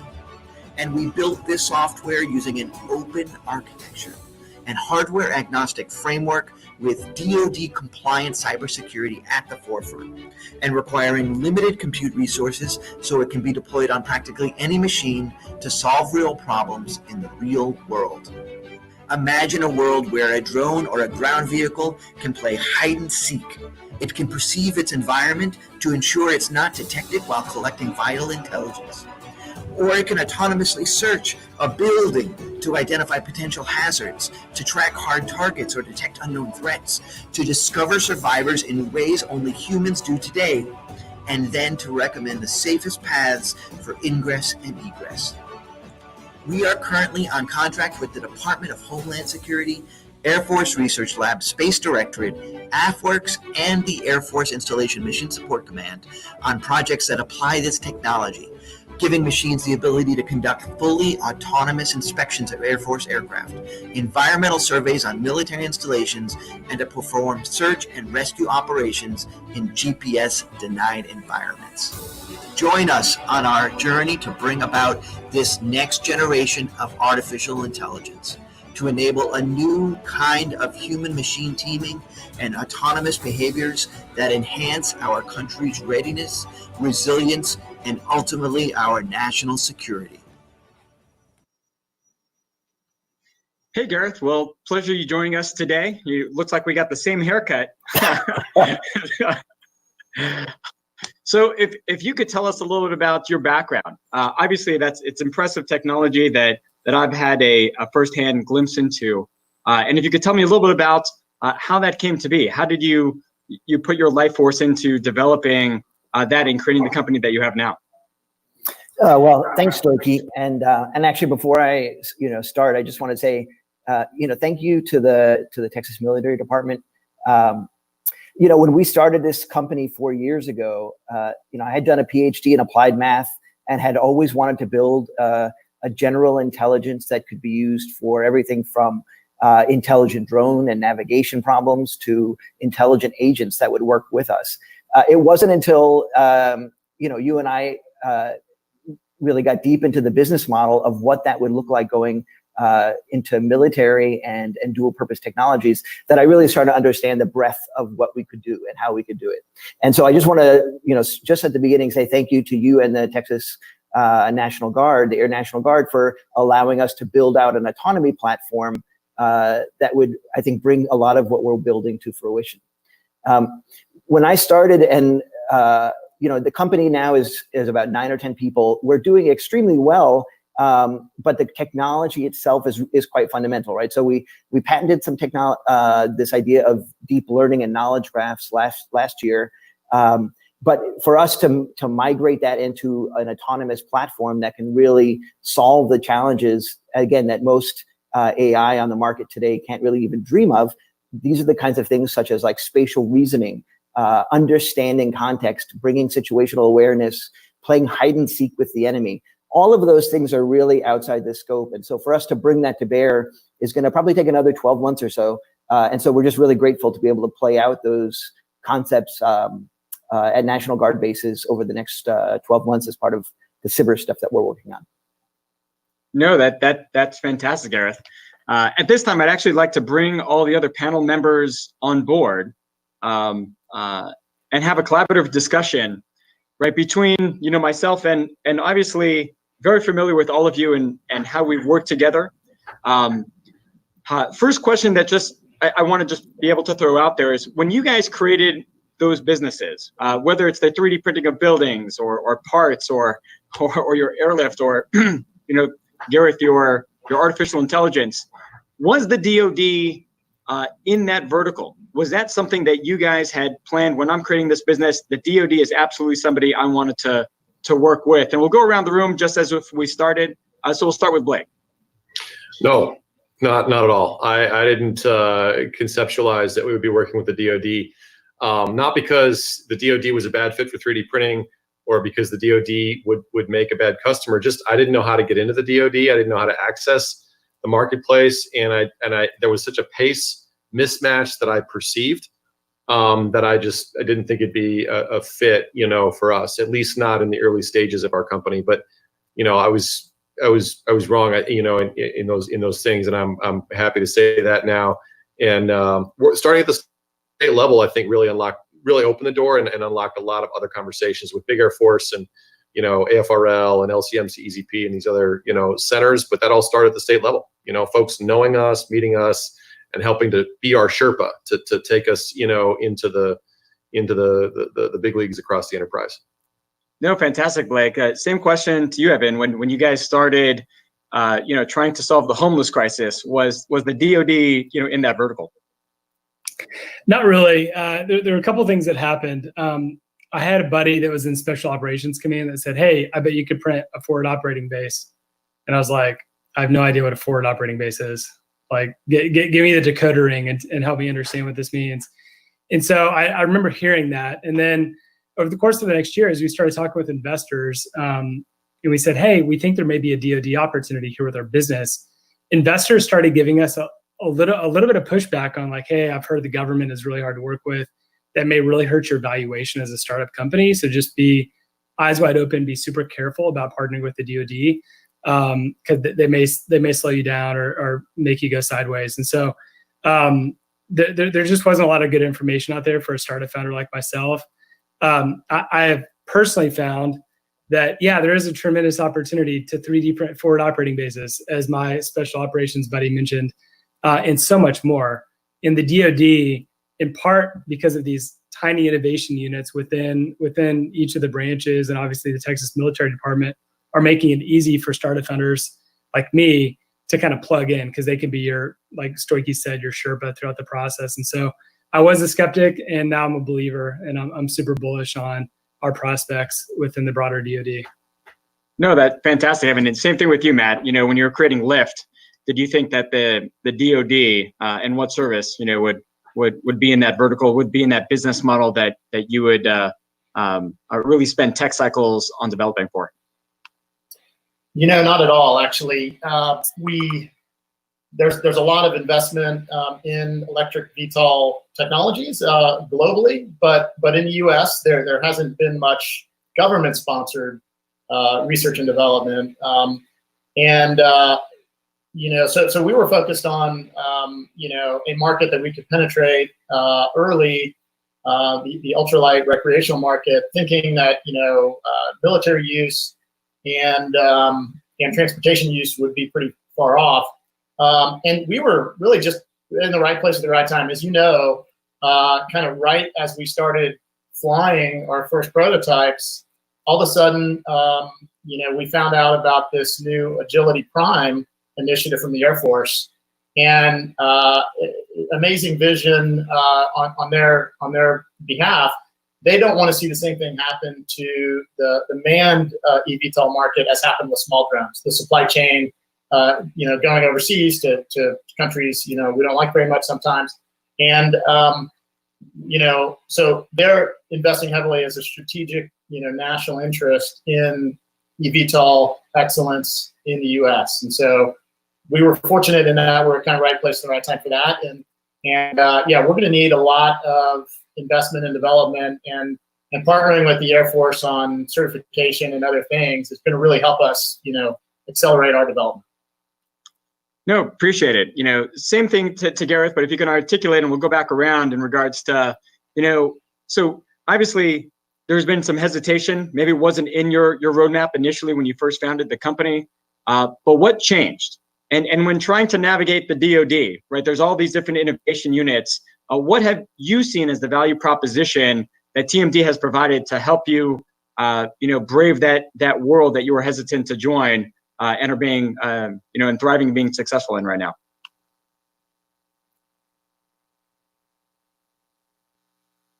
Building commercial technology and trying to understand what that would look like. And over the last couple of years, as everyone I think in the community here knows, Austin and Capital Factory and all of the kind of defense-oriented capital players started building out their space here. At that point, I think I started to understand that maybe there was a way to get into that space, and I didn't really understand.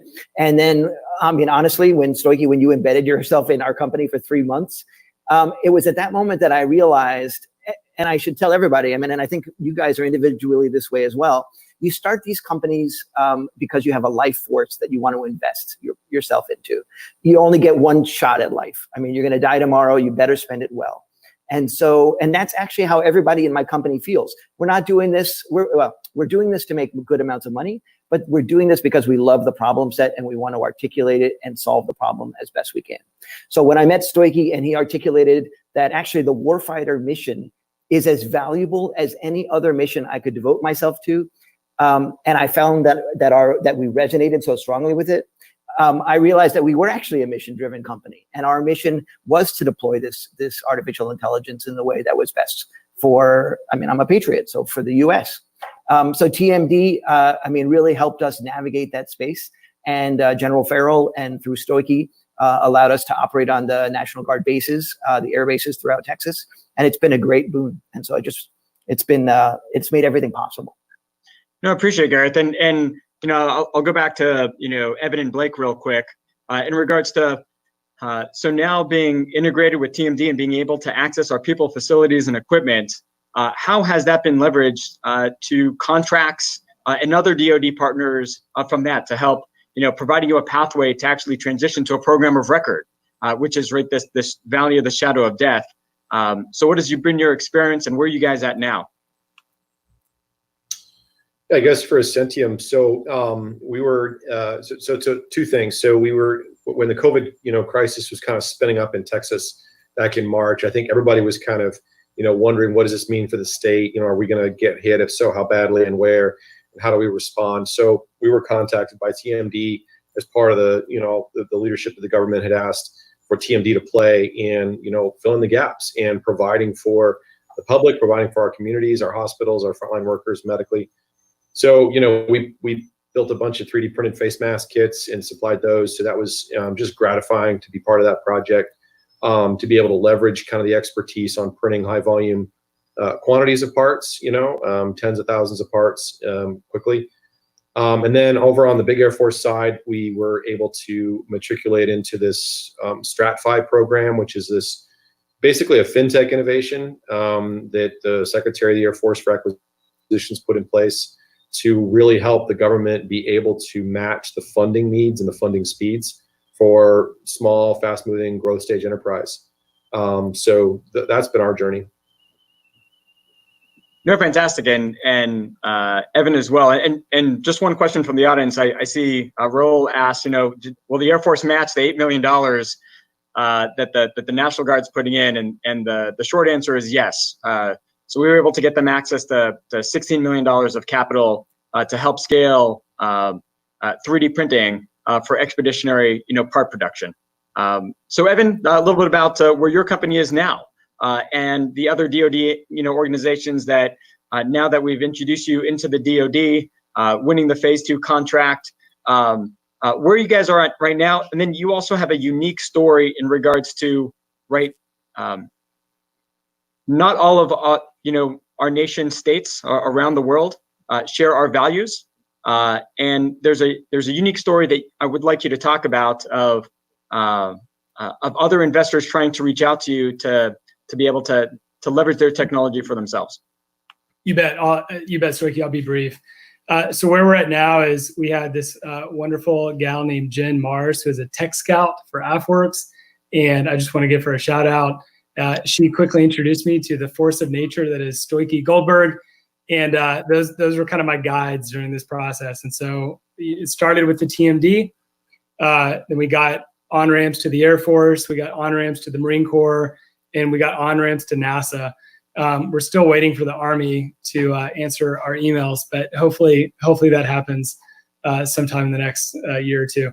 So we're obviously very grateful for that. And without the TMD, we just wouldn't have had this kind of like effect to have conversations across the DoD.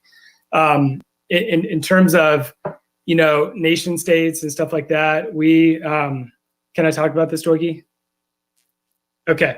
Yep, yeah, absolutely. We were targeted pretty early on, which is not a unique story for an early stage technology company, by some of our adversaries overseas. And we've just been really fortunate, I think, to have had the national security, the NSA, the FBI, the CIA, the TMD, and a number of other organizations that have kind of leaned in and help us basically get our digital hygiene together. Because I think when you're an early stage company and you're just working on something kind of in your garage, you're a little bit surprised all of a sudden when you find out that a foreign actor is trying to steal what you got.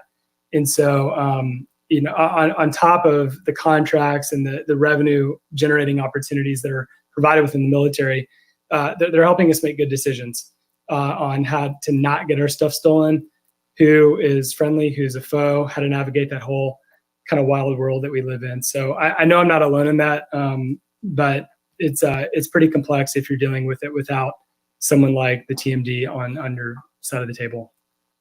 No, and we have 2 minutes left. I just wanted to, personally express my gratitude in working with each one of you. We have learned a tremendous about your world, as you've learned a tremendous about ours. And over this COVID period of time, over these last few months, I've been truly appreciative because each one of you, beyond just the technology and helping out, you've also served alongside us, a part of our innovation task force. When I called upon you, and we needed that help finding solutions for PPE, or Gareth, you led our team for emergency ventilators, and your engineering team pivoting from Blake being able to help 3D print mask and ventilator parts, and everything in between. At least from the bottom of my heart, thank you. Your contacts, even just your breadth of experience to help us, both Evan and Matt, to be able to acquire the PPE that our state needed, especially in that early times, was extremely valuable. And I just want to let the rest of the community know as well, this isn't just unique to them. We're here for you too. And we'd like you to join us as we're trying to prepare for any challenge our nation, our community, our state has. So needless to say, I appreciate the panel. I appreciate the Capital Factory for hosting our launch, for General Langell, General Norris, General Farrell, and the rest of the TMD leadership putting this all together. So thank you. Appreciate it, Sean. Yeah, absolutely, Stokie. And thank you to you for all that you do. Obviously, you've been an integral part of everything that we've talked about today. So thank you for that. Thank you for your service. And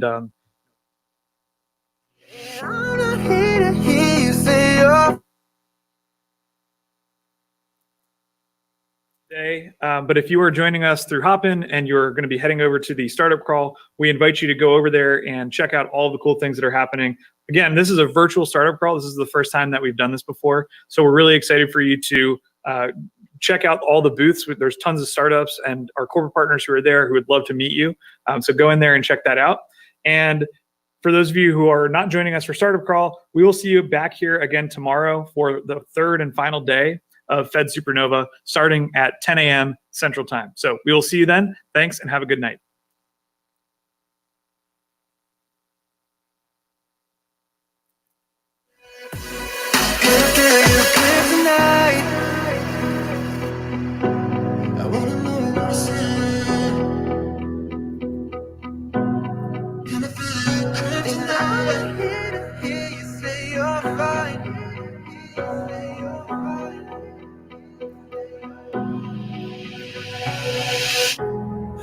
I wanna see it.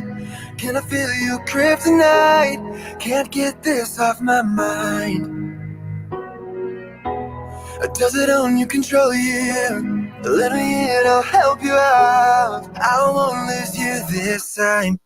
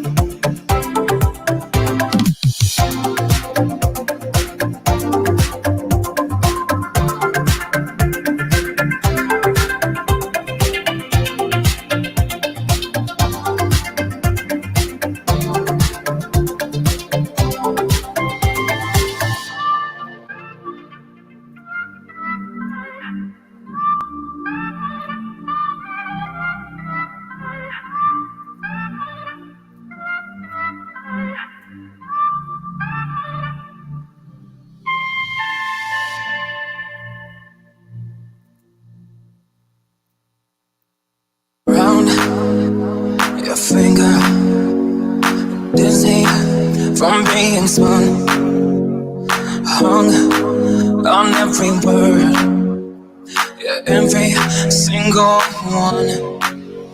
So this is love, oh na na, promise to stay, oh na na na.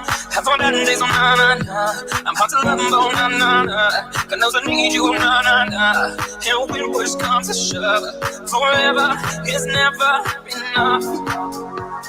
When I'm with you and don't fall apart, you make me feel like I have a higher beauty is my gift tonight. I don't wanna go another night. And when push comes to shove, forever is never enough. So this is my phone, na na na na na na na na phone, na na na na na.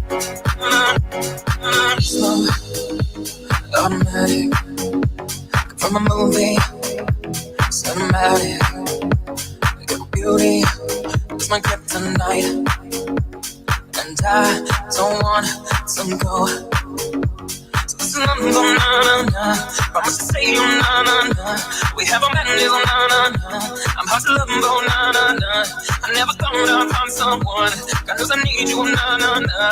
And when push comes to shove, forever is never enough. When I'm with you, I don't fall apart. You make me feel like I have a higher beauty is my kryptonite. I don't wanna go another night. When push comes to shove, forever is never enough. If we're together, don't let them tear us apart. We've gone through life, got it hard, and we just need one restart. Just tell me you love me, tell me you love me. Forever is never enough. Just tell me you love me, tell you love me. Forever never enough. Oh na na na na na na na na. Oh na na na na na na na. Oh na.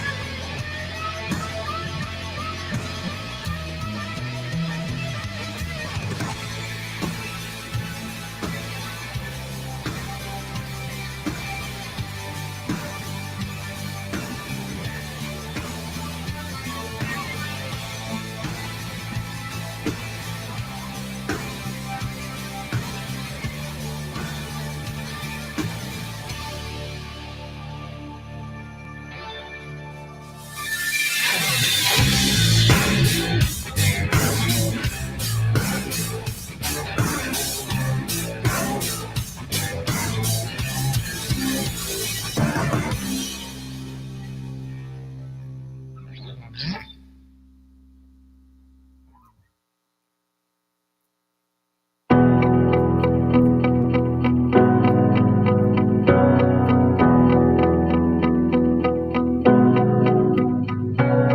running your way, but you push me away. Your lifeline, losing your mind. I'm here for you, babe. I've loved you the same this whole time. So tell me, what's on your mind? And I'm not here to hear you say you're fine. I can take the pain you hold inside. I wanna know, wanna see it. Can I feel your kryptonite? Can't get this off my mind. Does it only control you? Let me in, I'll help you out. I won't lose you this time.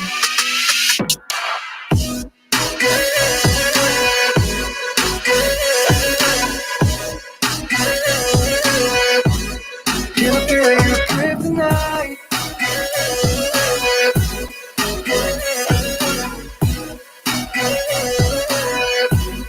Can I feel your kryptonite? You think you're too far, but I'm where you are, you know. I said I won't leave your side. They left you bare, but I'm begging you, stare in my eyes for you. Yeah, I give my life. And I'm not here to hear you say you're fine. I can take the pain you hold inside. I wanna know, wanna see it. Can I feel your kryptonite? Can't get this off my mind. Does it only control you? Let me in, I'll help you out. I won't lose you this time.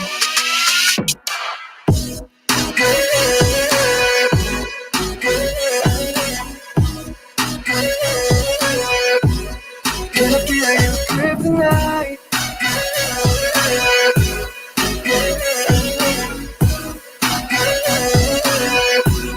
Can I feel your kryptonite? I wanna know what I'm saying. Can I feel your kryptonite? I'm here to hear you say you're fine.